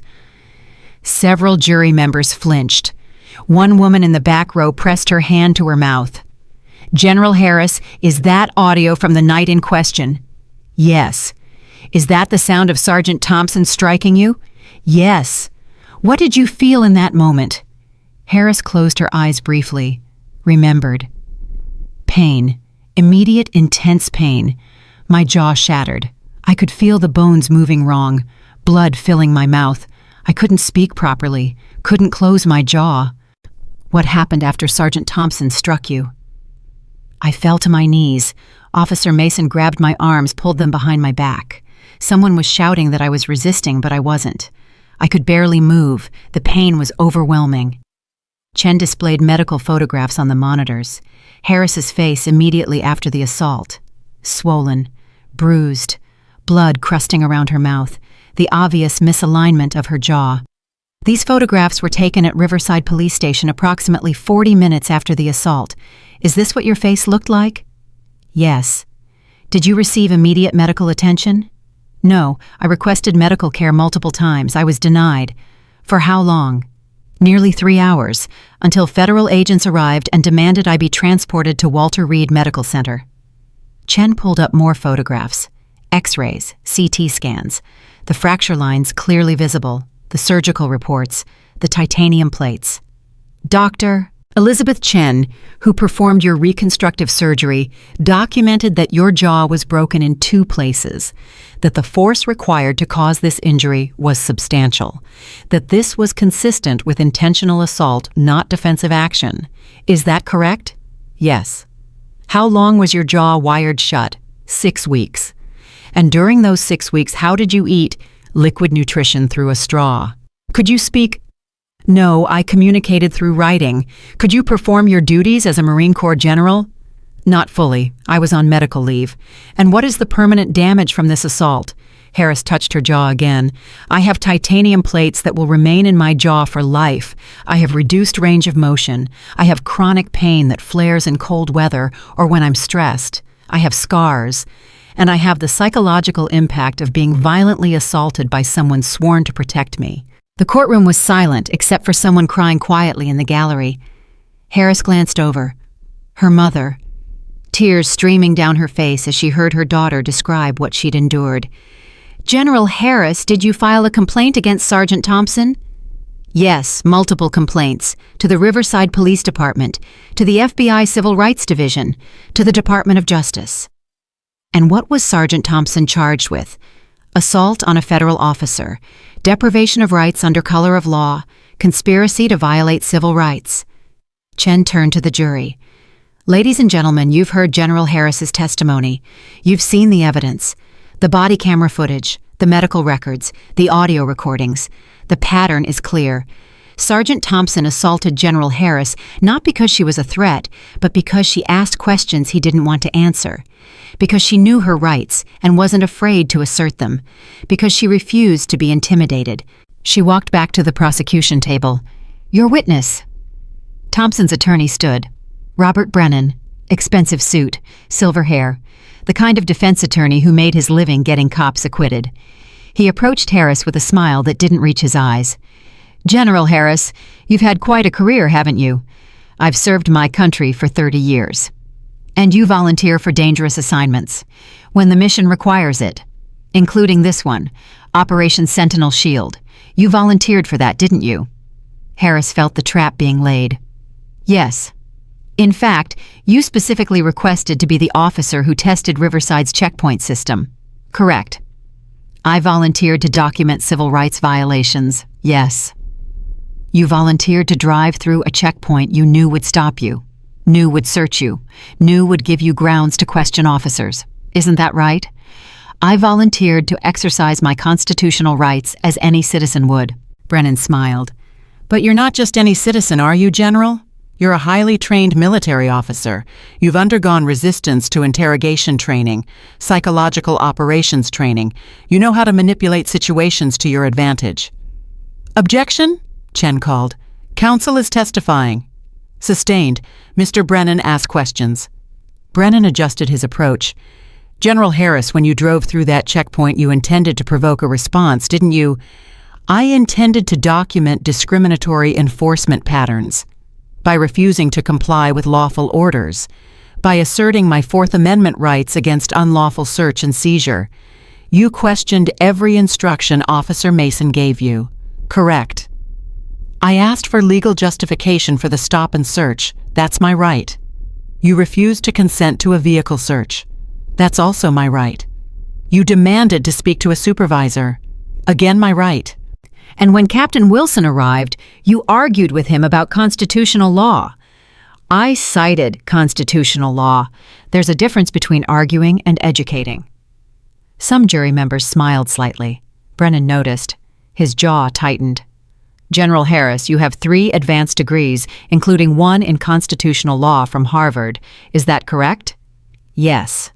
So you knew exactly which legal arguments would frustrate the officers, which questions would escalate the situation. I knew my rights. I exercised them. That's not provocation. That's citizenship. Brennan pulled up a document on the monitors. This is your mission brief for Operation Sentinel Shield, written 6 months before the checkpoint incident. In it, you state, and I quote, "The goal is to document the full extent of constitutional violations through direct experience. I will exercise all legal rights and document all responses, including any use of force." He turned to Harris. "You anticipated force, didn't you? You expected to be assaulted." Harris met his eyes steadily. "I anticipated that officers who regularly violated rights might react poorly to someone who knew and asserted those rights. But anticipating violence doesn't justify violence. My expecting Sergeant Thompson to potentially assault me doesn't make his assault legal. But you set up the situation. I drove on a public road. That's not setting up anything. That's living. You questioned the officers, which is protected speech under the First Amendment. You refused their orders. I declined to waive my constitutional rights. That's not refusal. That's assertion." Brennan's frustration was showing now. "General Harris, isn't it true that you wanted this to happen, that you wanted to be assaulted so you could bring federal charges?" The courtroom went silent. Harris leaned forward slightly. "Mr. Brennan, no one wants to be assaulted. No one wants their jaw broken. No one wants to spend 6 weeks unable to eat solid food or speak to their mother. What I wanted was to expose a systematic pattern of civil rights violations. What your client gave me was a broken jaw and the evidence that those violations included violence. So you admit this was a setup. I admit that I exercised my rights knowing that Riverside police had a pattern of violating those rights. I admit that I documented everything. I admit that I was prepared for the worst. But none of that justifies what Sergeant Thompson did. None of that makes his violence legal. None of that makes my broken jaw my fault." Brennan opened his mouth, closed it. He'd lost this exchange, and he knew it. No further questions. Judge Morrison called for a lunch recess. Harris stepped down from the witness stand, her legs shaking slightly from the adrenaline. Chen caught her arm. "That was perfect. You didn't let him twist your words, didn't let him make you the villain." The jury saw exactly what we needed them to see. In the private conference room, Washington was grinning. "You destroyed him. When you said that's not refusal, that's assertion. I saw 3 jury members nod. They're with you." 3 isn't 12, Harris pointed out. "No, but it's a start, and the evidence is overwhelming. Body camera footage, medical records, audio recordings. Brennan can try to spin this as entrapment all he wants, but the fact remains that Thompson assaulted you for asking questions." Martinez entered with lunch. "The media is going insane out there. Your testimony is trending on every social platform. Public opinion is heavily in your favor." "I don't care about public opinion," Harris said quietly. "I care about the 12 people in that jury box."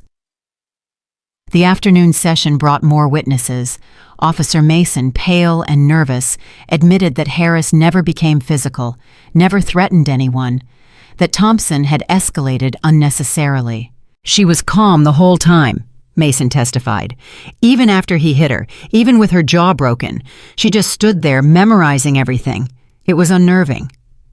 Detective Carlos Martinez from the booking desk testified about Thompson's behavior at the station. He bragged about putting her in her place, said she needed to learn respect. He showed no remorse, no concern for her injury. Dr. Chen testified about the severity of the fractures. This required significant force.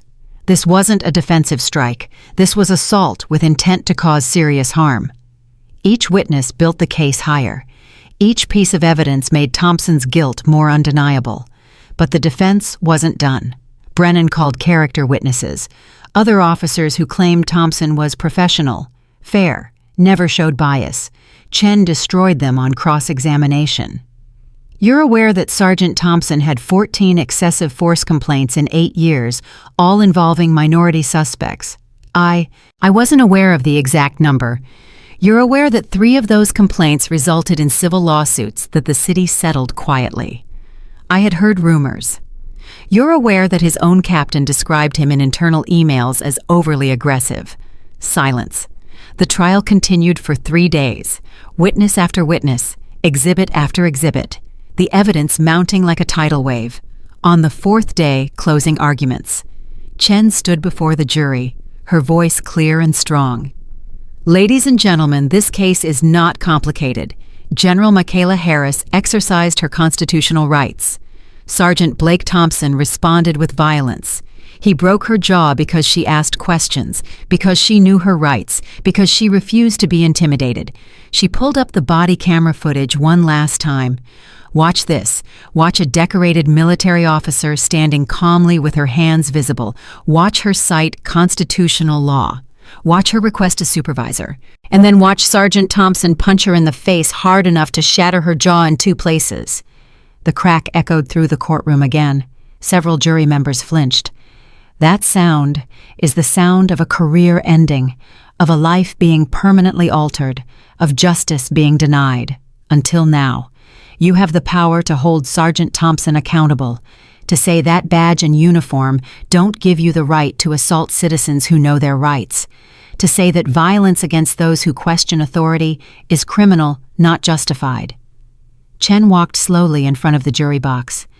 General Harris volunteered for a dangerous mission, but the danger wasn't supposed to come from the people sworn to protect her. The danger wasn't supposed to come from American police officers on American soil. Yet that's exactly what happened, and Sergeant Thompson must answer for it. Brennan's closing was predictable. Entrapment, provocation, a highly trained military officer manipulating a situation. But his words rang hollow against the evidence. Judge Morrison gave jury instructions, explained reasonable doubt, explained the charges, explained their duty. The jury filed out to deliberate. Harris sat in the conference room with her legal team, waiting. The minutes crawled by like hours. Washington's phone buzzed. He checked it, then looked up with wide eyes. The CEO of Municipal Solutions Group just pled guilty to all charges. He's cooperating with prosecutors in all 14 cities. The entire network is collapsing. Harris felt satisfaction bloom in her chest. Not just Thompson, not just Riverside. The entire corrupt system was coming down. 2 hours later, a bailiff knocked. Jury's back. 2 hours. Fast for a deliberation. That could be good or bad. They filed back into the courtroom. Harris's mother grabbed her hand, squeezed tight. Washington sat on her other side, solid and supportive. "Has the jury reached a verdict?" Judge Morrison asked. The foreman stood. An older white man, former military based on his bearing. "We have your honor. On the count of assault on a federal officer, how do you find guilty?" Harris's mother gasped. Someone in the gallery cheered before being shushed. "On the count of deprivation of rights under color of law, guilty. On the count of conspiracy to violate civil rights, guilty." Thompson's head dropped into his hands. His attorney touched his shoulder. In the gallery, his ex-wife sat stone-faced, no sympathy visible. Judge Morrison polled each juror individually. All 12 confirmed, guilty on all counts. Sentencing is set for 30 days from today. Defendant will remain in custody. This court is adjourned. The gavel fell. The courtroom exploded into noise. Reporters rushing out to file stories, supporters crying and hugging. Harris's mother pulled her into a fierce embrace. "My baby, my strong, brave baby, you did it!" Harris hugged her back, tears finally flowing. 6 weeks of pain, 6 weeks of silence, 6 weeks of fighting for justice, and finally validation. Washington pulled them both into a group hug. One down, 46 to go. But this was the big one. This was the precedent. Every other trial just got easier. Outside the courthouse, Harris stood at a podium facing dozens of cameras. Chen had advised her to make a statement, to seize the narrative. Today, a jury of 12 Americans sent a clear message. Constitutional rights matter. Police accountability matters. No one, regardless of their badge or uniform, has the right to violate those rights with violence. Sergeant Thompson broke my jaw because I asked questions, because I knew my rights, because I refused to be intimidated. But he didn't break my spirit. He didn't break my commitment to justice, and now he will face the consequences of his actions. She looked directly into the cameras. This verdict isn't just about me. It's about every person who's been stopped at one of these checkpoints, every family that's been harassed, every community that's been targeted. Justice delayed is justice denied, but today, justice was served. The questions came rapid fire. Harris answered a few, then stepped back. She was exhausted, emotionally drained, but victorious. In the SUV heading back to Walter Reed, Harris closed her eyes, one trial down, but the war continued. Her phone buzzed. A text from Corporal Wilson, the young Marine who'd written to her. General Harris, I watched the verdict. I cried. Thank you for fighting for us. Thank you for showing us that justice is possible. Harris saved the message, added it to the collection of reasons why this had all been worth it. Thompson would be sentenced in 30 days, likely to the maximum. Life in prison for a moment of rage, for a punch that shattered more than just bones. Justice Harris thought. Finally, justice. 30 days felt like 30 years. Harris spent them testifying in 3 more trials: Cleveland, Phoenix, Atlanta. Each courtroom a different stage for the same story. Each defendant a different face wearing the same guilt. Each jury delivering the same verdict. Guilty. Guilty. Guilty. The dominoes were falling exactly as Washington had predicted. Thompson's conviction had set the precedent. Now prosecutors across 14 cities were using it as a blueprint. The defense attorneys tried the same arguments: entrapment, provocation, selective prosecution. None of it worked. The evidence was too overwhelming, the pattern too clear, the victims too numerous. But today was different. Today was Thompson's sentencing, the moment when words became consequences, when guilty became years in prison, when justice stopped being theoretical and became real. Harris stood in front of her mirror at Walter Reed, adjusting her dress uniform one final time. 4 stars gleaming, ribbons perfectly aligned. The physical scars on her jaw barely visible now under careful makeup, but she could still feel the titanium plates, still felt the ghost of pain when the weather turned cold. Her phone rang. Washington's number. General, the courtroom is packed. Media, supporters, Thompson's family, every seat taken and people standing in the halls. This is going to be intense. Good, Harris said. Let them all watch justice happen. There's something else you should know. Pemberton's trial concluded yesterday. Guilty on all counts. He's facing 40 years federal prison. His attorney is already filing appeals, but they won't go anywhere. The evidence was airtight. Harris closed her eyes briefly. Pemberton, the architect of it all, the man who'd sold out his own constituents for $200,000, now facing the rest of his life in prison. How's he taking it? She asked. Not well. Apparently he collapsed after the verdict was read, had to be taken to the hospital. Stress-induced cardiac episode. He's stable now, but his political career, his freedom, his entire life is over. Harris felt no sympathy, only the cold satisfaction of accountability finally delivered.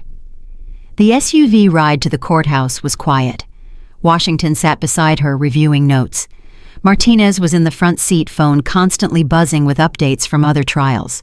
The entire federal case machine was operating at maximum capacity. General Martinez said without turning around, I thought you should know. The legislation passed. The Harris Protocol is now federal law. Harris's breath caught.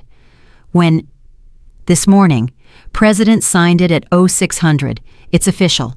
All police checkpoints now require independent oversight, real-time demographic data collection, and automatic federal review if stops show racial disparities.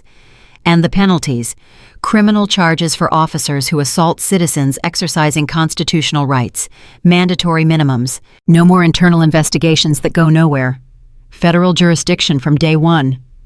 Harris felt tears prick her eyes, her name attached to legislation that would protect millions of people. The Harris Protocol, a legacy built from a broken jaw and 6 weeks of silence. There's more, Washington added. The Department of Justice is establishing a civil rights enforcement division specifically focused on discriminatory policing. They're calling it the Sentinel Shield Initiative, after your operation. Harris touched her jaw unconsciously. All of it. The pain, the surgery, the recovery, the testimony. It had created something permanent, something that would outlast her, something that would protect people she'd never meet. "How many cases are under review?" she asked. Martinez checked his tablet. 637. Those are just the checkpoint-related arrests. We're also reviewing stop and frisk policies, traffic stop patterns, and use of force incidents. The investigation is expanding exponentially. The courthouse came into view. The crowd was even larger than Thompson's trial. Harris recognized faces now. The young Navy officer who'd filed the first complaint, the Army sergeant who'd been detained for 4 hours, Detective Carlos Martinez's brother, the pediatric surgeon. All of them here to watch the man who'd created the system face his judgment. Inside Judge Morrison's courtroom felt different today, heavier, more solemn. This wasn't about determining guilt anymore. That question had been answered. This was about determining consequences, about drawing the line between justice and revenge, about making sure the punishment fit the crime. Thompson sat at the defense table looking hollowed out. Prison jumpsuit instead of his police uniform. Wrists shackled, face gaunt. He'd aged a decade in 6 weeks. His attorney whispered urgently in his ear, but Thompson just stared at the table. Harris took her seat in the front row, her mother beside her, Washington on her other side. Behind them, row after row of people whose lives Thompson and his colleagues had damaged. A silent army of victims waiting for vindication. "All rise." Judge Morrison entered. Her expression was carved from stone. She'd presided over Thompson's trial, heard every piece of evidence, watched every video, read every medical report. She knew exactly what Thompson had done. "Be seated. We're here for sentencing in United States versus Blake Thompson. Mr. Thompson, please stand." Thompson rose slowly. His attorney stood with him, one hand on his client's arm, like he might collapse without support. "Mr. Thompson, a jury of your peers found you guilty of assault on a federal officer, deprivation of rights under color of law, and conspiracy to violate civil rights. Before I impose sentence, the prosecution may present victim impact statements. Ms. Chen." Sarah Chen stood. "Your Honor, General Michaela Harris wishes to address the court." Judge Morrison nodded. "General Harris, please approach." Harris walked to the podium. For a moment, she and Thompson were only feet apart. His eyes finally lifted to meet hers. She saw fear there, regret, the realization of what he'd destroyed. But she also saw defiance, a flicker of the rage that had driven his fist into her face. The belief that he'd been right, that she deserved it, that questioning authority was itself a crime. That flicker of defiance was why she was here. "Your Honor," Harris began, her voice steady despite the emotion churning in her chest. "On March 15th, Sergeant Blake Thompson broke my jaw because I asked questions, because I cited constitutional protections, because I refused to be intimidated by a badge and uniform." She touched her jaw. "I'm a 4-star Marine general. I've served my country for 30 years. I've survived combat zones, led thousands of Marines, received commendations for valor. But none of that protected me from Sergeant Thompson's violence, because his violence wasn't about law enforcement. It was about power, control, the belief that certain people who look like me, people from neighborhoods like Oakwood District, deserve to be treated as less than human." Thompson's head dropped. His attorney touched his shoulder, but he shook the hand away. "I volunteered for Operation Sentinel Shield, knowing I might be harmed. But I never imagined the level of brutality I would experience. The crack of my jaw breaking, the feeling of bone fragments moving wrong in my face, the taste of my own blood, the 6 weeks of not being able to speak to my mother, the titanium plates I'll carry in my jaw for the rest of my life. Her voice grew stronger. But my injury isn't the whole story.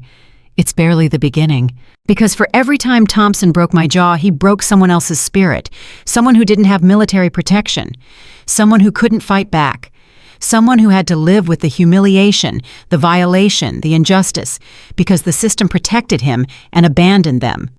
She pulled out a folder. I've received over 3,000 messages from people who were stopped at checkpoints, harassed, searched without cause, arrested on bogus charges. These aren't criminals. These are nurses driving home from night shifts, teachers heading to school, veterans going to medical appointments, students on their way to class, regular people living their lives until Sergeant Thompson and officers like him decided they didn't belong. Harris opened the folder, read from one of the letters. My name is Patricia Wilson. I'm a 67-year-old retired schoolteacher. I was stopped at a Riverside checkpoint while driving home from church. They made me stand in the cold for 2 hours while they searched my car. They found nothing because there was nothing to find. But they humiliated me, made me feel like a criminal in my own community. I stopped going to that church because I couldn't bear to drive through that checkpoint again. Sergeant Thompson stole my dignity and my faith community. Thank you, General Harris, for making sure he pays for what he did. Harris read another. My name is Marcus Johnson. I'm an Army veteran, Purple Heart recipient. I was stopped at a checkpoint and detained despite showing my military ID. They said they needed to verify it. 2 hours later, they let me go with no apology, no explanation. Just the implicit message that even my service didn't make me worthy of respect. General Harris, you did what I was too afraid to do. Thank you. Letter after letter, story after story. The weight of Thompson's crimes measured not in years, but in damaged lives, in stolen dignity, in communities fractured by systematic oppression disguised as public safety. Your Honor, I'm not asking for revenge. I'm asking for accountability, for a sentence that reflects the severity of Thompson's actions and the breadth of the harm he caused. A sentence that sends a message to every officer in every department in every city across this country. A message that says badges don't grant immunity, that constitutional rights apply to everyone, that violence against those who question authority is criminal, not justified. She looked directly at Thompson. I forgive you for breaking my jaw, but I will never forget what you represent. A system that protects the powerful and abandons the vulnerable. A system that values order over justice. A system that treats citizenship as conditional based on skin color and zip code. You are that system's consequence, and today that system faces its reckoning. Harris returned to her seat. Her mother squeezed her hand. Washington nodded approval. In the gallery, people were crying openly. Judge Morrison called Thompson's attorney forward. Does the defendant wish to make a statement? Brennan whispered to Thompson. Thompson shook his head initially, then seemed to change his mind. He stood slowly, turned to face Harris. General Harris? His voice was hoarse, barely audible. I'm sorry. I'm sorry for what I did, for the pain I caused you, for the damage to your jaw, for everything. He paused, seemed to struggle with the next words. I thought I was doing my job, maintaining order, keeping the community safe, but I was wrong. I was protecting a system that valued control over rights, and I became the worst version of what a police officer can be. Someone who saw questioning as threat, someone who responded to words with violence, someone who believed the badge gave me the right to harm people. His voice cracked. I destroyed my career, my marriage, my reputation, but more importantly, I destroyed lives. Your life, Patricia Wilson's life, Marcus Johnson's life, 3,000 people whose stories you read. That's on me. That's my responsibility, and I'll carry that burden for the rest of my life. Thompson turned back to Judge Morrison. Your Honor, I don't ask for leniency. I don't deserve it. I ask only that my punishment serves as a warning to other officers, that it demonstrates clearly and definitively that this behavior is criminal, that it ends the cycle of violence and impunity. If my sentence prevents even one officer from making the choice I made, then something good will come from my crimes." He sat down. Brennan looked surprised, like Thompson had gone off script, but the words had felt genuine. Rehearsed, perhaps, but genuine. Judge Morrison picked up her sentencing memorandum. The courtroom fell absolutely silent. "Mr. Thompson, I've presided over criminal cases for 23 years. I've sentenced murderers, drug traffickers, armed robbers, but few cases have affected me the way this one has. Because you weren't a criminal who happened to wear a badge, you were a police officer who became a criminal through abuse of the authority we granted you." She looked at Thompson over her reading glasses. "You assaulted a 4-star Marine general for exercising her constitutional rights. You broke her jaw because she asked questions. You denied her medical care because you believed your badge gave you that power. And then you lied about it, claimed she was violent, claimed you were defending yourself. You attempted to use the system that protected you for 8 years to protect you one more time." Judge Morrison's voice hardened. "But General Harris didn't allow that. She documented everything. She endured 6 weeks of pain and silence to ensure you would be held accountable. And through her sacrifice, she exposed a nationwide network of corruption and civil rights violations. On the count of assault on a federal officer, I sentence you to the mandatory minimum of 10 years in federal prison. On the count of deprivation of rights under color of law, I sentence you to 15 years consecutive. On the count of conspiracy to violate civil rights, I sentence you to 10 years consecutive. Total sentence of 35 years in federal prison without possibility of parole." The courtroom erupted. Gasps, cries. Someone shouted, "Justice!" before being shushed by bailiffs. Thompson's legs buckled. He grabbed the table to steady himself. 35 years. He was 43 years old. He'd be 78 when he was released. His life effectively over. "Furthermore," Judge Morrison continued, "I'm ordering you to pay restitution to General Harris in the amount of $500,000 for medical expenses, pain and suffering and punitive damages. Additionally, you're permanently barred from employment in law enforcement at any level." She looked directly at Thompson. "Mr. Thompson, you broke more than General Harris's jaw. You broke public trust. You broke the covenant between law enforcement and the community. You broke the Constitution you swore to uphold. And now you will spend the majority of your remaining years in prison contemplating those choices." The gavel fell. Final. Absolute. Bailiffs moved forward to escort Thompson out. He looked back once at the gallery, his eyes sweeping across the faces of people he'd harmed. Then he was gone. Led through a side door to begin his 35-year sentence. Harris sat very still, processing it. 35 years. Justice delivered in the harshest possible terms. Thompson would spend decades in the same system he'd used to brutalize others. The irony wasn't lost on her. Outside the courthouse, the press conference was massive. Cameras from every major network. International media, reporters shouting questions in multiple languages. Chen stood at the podium first. "Today's sentence sends a clear message. Police officers who violate constitutional rights will be held accountable, will face serious prison time, will lose everything they worked for. This is the new reality of law enforcement in America. The Harris Protocol is now law.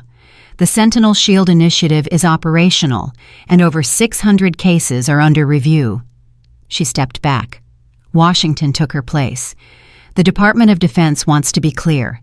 We protect our service members. We protect all Americans. What happened to General Harris was unacceptable. What happened to the 3,000 people who contacted her was unacceptable. And it will never happen again, not on our watch." Then it was Harris's turn. She approached the podium, the cameras clicking like machine guns, the questions flying too fast to distinguish individual words. She raised her hand. The crowd quieted. 6 months ago, I volunteered for Operation Sentinel Shield. I knew I would be stopped at a checkpoint. I knew I would be harassed. I suspected I might be detained. But I never imagined that exercising my constitutional rights would result in a broken jaw. 6 weeks of silence. Titanium plates I'll carry forever. She paused, letting that sink in. But I would do it again, tomorrow, without hesitation. Because what I endured for 6 weeks, other people have endured for years, decades, generations. The systematic violation of civil rights, the treatment of entire communities as inherently criminal, the use of law enforcement as a weapon of economic and social control. Her voice strengthened. Today, Blake Thompson received a 35-year sentence. Richard Pemberton received 40 years. 47 people across 14 cities are facing serious prison time, and over 600 cases are being reviewed for expungement. That's justice. Real, tangible, life-changing justice. She looked directly into the cameras. But this isn't the end. It's the beginning. The Harris Protocol is now law. Police checkpoints must be transparent, data-driven, and constitutionally compliant. Officers who assault citizens for exercising rights will face federal charges. And the Department of Justice will aggressively pursue civil rights violations wherever they occur. A reporter shouted a question. General Harris, some critics say you entrapped Thompson, that you provoked the assault deliberately. How do you respond? Harris's expression hardened. I responded to that accusation in court, under oath, with evidence. Thompson broke my jaw because I asked questions, because I knew my rights, because I refused to be intimidated. That's not entrapment. That's citizenship. And if asking questions is provocation, then we've already lost the democracy we claim to defend. Another reporter. What's next for you, General? Will you continue with Operation Sentinel Shield? The operation is complete. The evidence is collected. The trials are proceeding. My role now is recovery testimony and advocacy. I'll be working with the DOJ's new Civil Rights Enforcement Division, training officers on constitutional policing, speaking to communities about their rights, making sure what happened to me and to 3,000 others never happens again. Washington stepped forward. That's all for today. General Harris needs rest. Thank you. They moved through the crowd toward the waiting SUV. Hands reached out to touch Harris, to thank her, to tell their stories. She tried to acknowledge everyone, but there were too many faces, too many damaged lives seeking validation. In the SUV, Harris finally allowed herself to break, tears flowing freely. Her mother pulled her close. It's over, baby. It's finally over. But it wasn't over. Not really. Harris's phone was already buzzing with requests. Testimony needed in the remaining trials. Congressional hearings scheduled to discuss the Harris Protocol implementation. Interview requests from every major media outlet. The work continued, but the foundation had been laid. Thompson sentenced. Pemberton sentenced. The system that protected them dismantled. The Harris Protocol enacted. Real, lasting change. 3 months later, Harris stood in the Oakwood District Community Center. The building was packed. Families who'd been victimized by checkpoints, young people who'd been harassed, elderly residents who'd felt like prisoners in their own neighborhood. Detective Carlos Martinez introduced her. This woman changed everything. She put herself in danger so we could be safe. She endured violence so we could have justice. Please welcome General Michaela Harris. The applause was thunderous. Harris walked to the podium, humbled by the reception. Thank you, but I didn't do this alone. Detective Martinez documented violations when it was dangerous to do so. Officer Mason found his conscience and testified. Dr. Chen repaired my jaw and testified about the violence. Colonel Washington coordinated the investigation. Attorney Chen prosecuted brilliantly. And all of you, everyone in this room who shared your stories, who came forward despite fear, you made this possible. She looked around the room. Checkpoint stations in Riverside have been removed. Discriminatory enforcement patterns have ended. 637 cases have been expunged. People have gotten their jobs back. Students have been readmitted to schools. Families are whole again. That's justice. A young woman stood in the back. General Harris, I was one of the people arrested at a checkpoint. Lost my job. Lost my apartment. My life fell apart. But because of you, my record is cleared. I got a new job. I'm rebuilding. Thank you doesn't seem like enough. Harris felt tears threaten again. Thank you is everything. Your recovery is why I volunteered. Your second chance is what makes the pain worth it. An elderly man raised his hand. My grandson was beaten by one of those officers. Not Thompson, but another one. Similar situation. He testified in his trial last week. The officer was convicted. 20 years in prison. My grandson can finally sleep at night without nightmares. You gave him that, General. Story after story. Life after life. The ripple effects of justice spreading wider than Harris had imagined possible.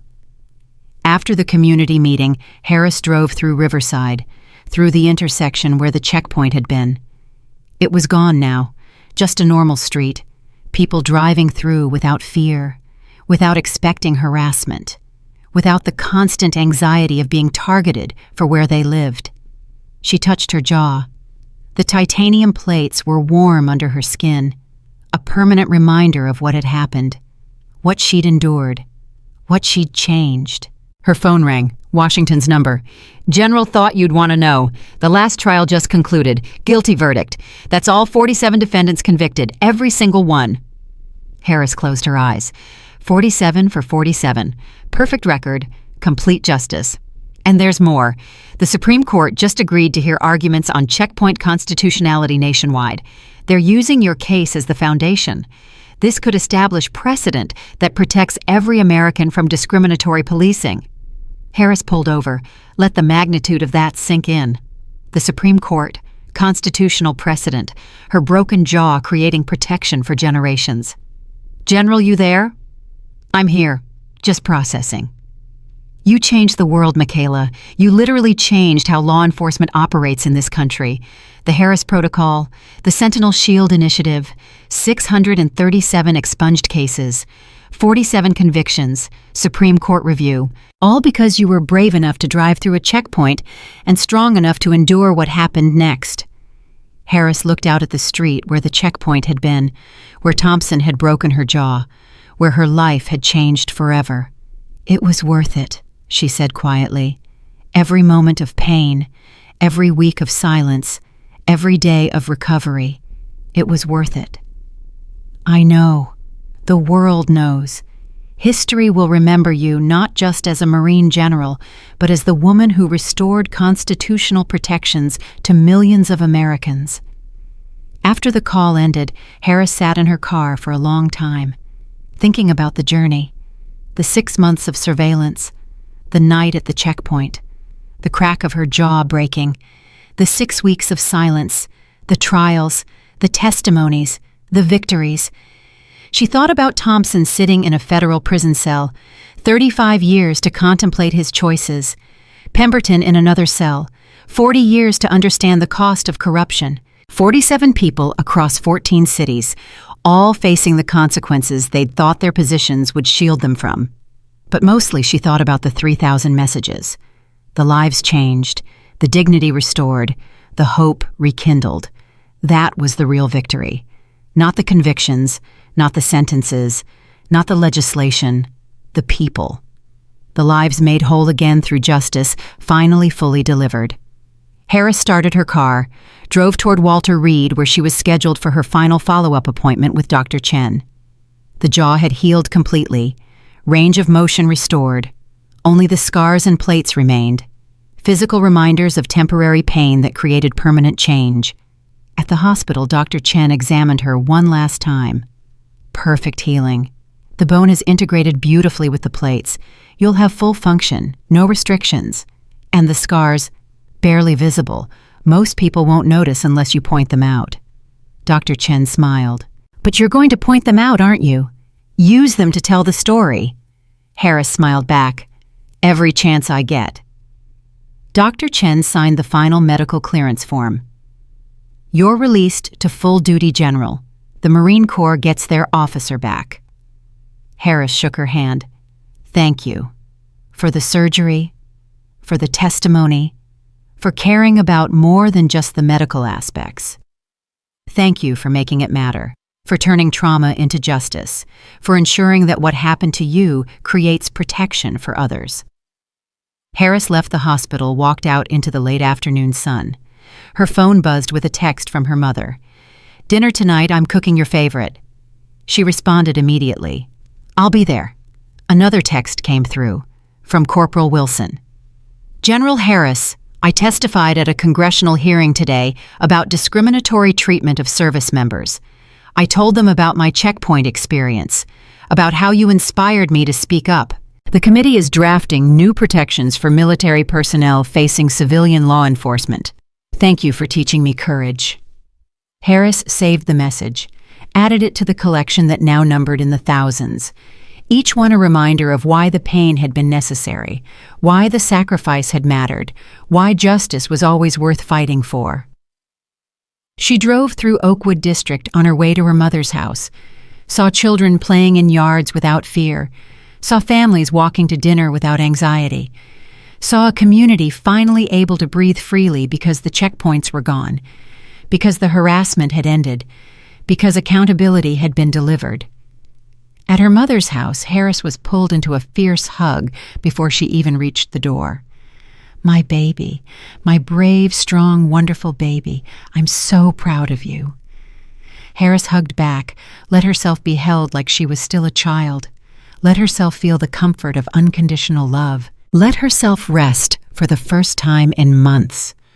Over dinner, her mother asked about the trials, about the sentences, about what came next. More testimony, congressional hearings, training programs for police departments, speaking engagements. The work continues. Her mother nodded. Good. The world needs to hear your story, needs to understand that fighting for rights isn't just legal theory. It's flesh and blood. It's broken bones and titanium plates. It's real sacrifice for real change. After dinner, Harris stood on her mother's porch, looking out at Oakwood District, the neighborhood that had been targeted, that had been treated as less than, that had been systematically oppressed under the guise of public safety. But now it was free, truly free, free from checkpoints, free from harassment, free from the constant fear of being treated as criminals simply for existing. That freedom had cost her a broken jaw. 6 weeks of silence, months of recovery, years of testimony and advocacy ahead. But every life changed made it worth it. Every family restored made it meaningful. Every person who could now drive through Riverside without fear made it necessary. Harris touched her jaw one final time, felt the titanium plates, felt the healed fractures, felt the permanent reminder of temporary pain that created permanent justice. Thompson was in prison. Pemberton was in prison. 47 others were in prison. The Harris Protocol was law. The Sentinel Shield Initiative was operational. 637 cases had been expunged. Thousands of lives had been changed. And somewhere a young person was driving through an intersection that used to have a checkpoint. Driving without fear, without harassment, without the violation of rights disguised as public safety. That person would never know Harris's name, would never see her scars, would never understand the sacrifice that created their freedom. But Harris knew. But Harris. And that was enough. Justice wasn't just about punishing the guilty. It was about protecting the innocent, about creating systems that valued rights over control, about ensuring that badges couldn't become weapons and uniforms couldn't shield brutality. Thompson broke her jaw because she asked questions, because she knew her rights, because she refused to be intimidated. But Harris broke something bigger. She broke the system that protected him. She broke the cycle of violence and impunity. She broke the illusion that constitutional rights were negotiable based on skin color and zip code. And in breaking that system, she built something better, something stronger, something that would outlast her and protect people she'd never meet. That was the mission. That was the victory. That was justice finally fully, permanently delivered. Harris walked back inside to her mother's warmth, carrying the weight of what she'd endured and the lightness of what she'd accomplished, knowing that some battles require sacrifice and some scars tell stories worth remembering, and that a broken jaw had built an unbreakable foundation for justice that would protect millions of Americans for generations to come.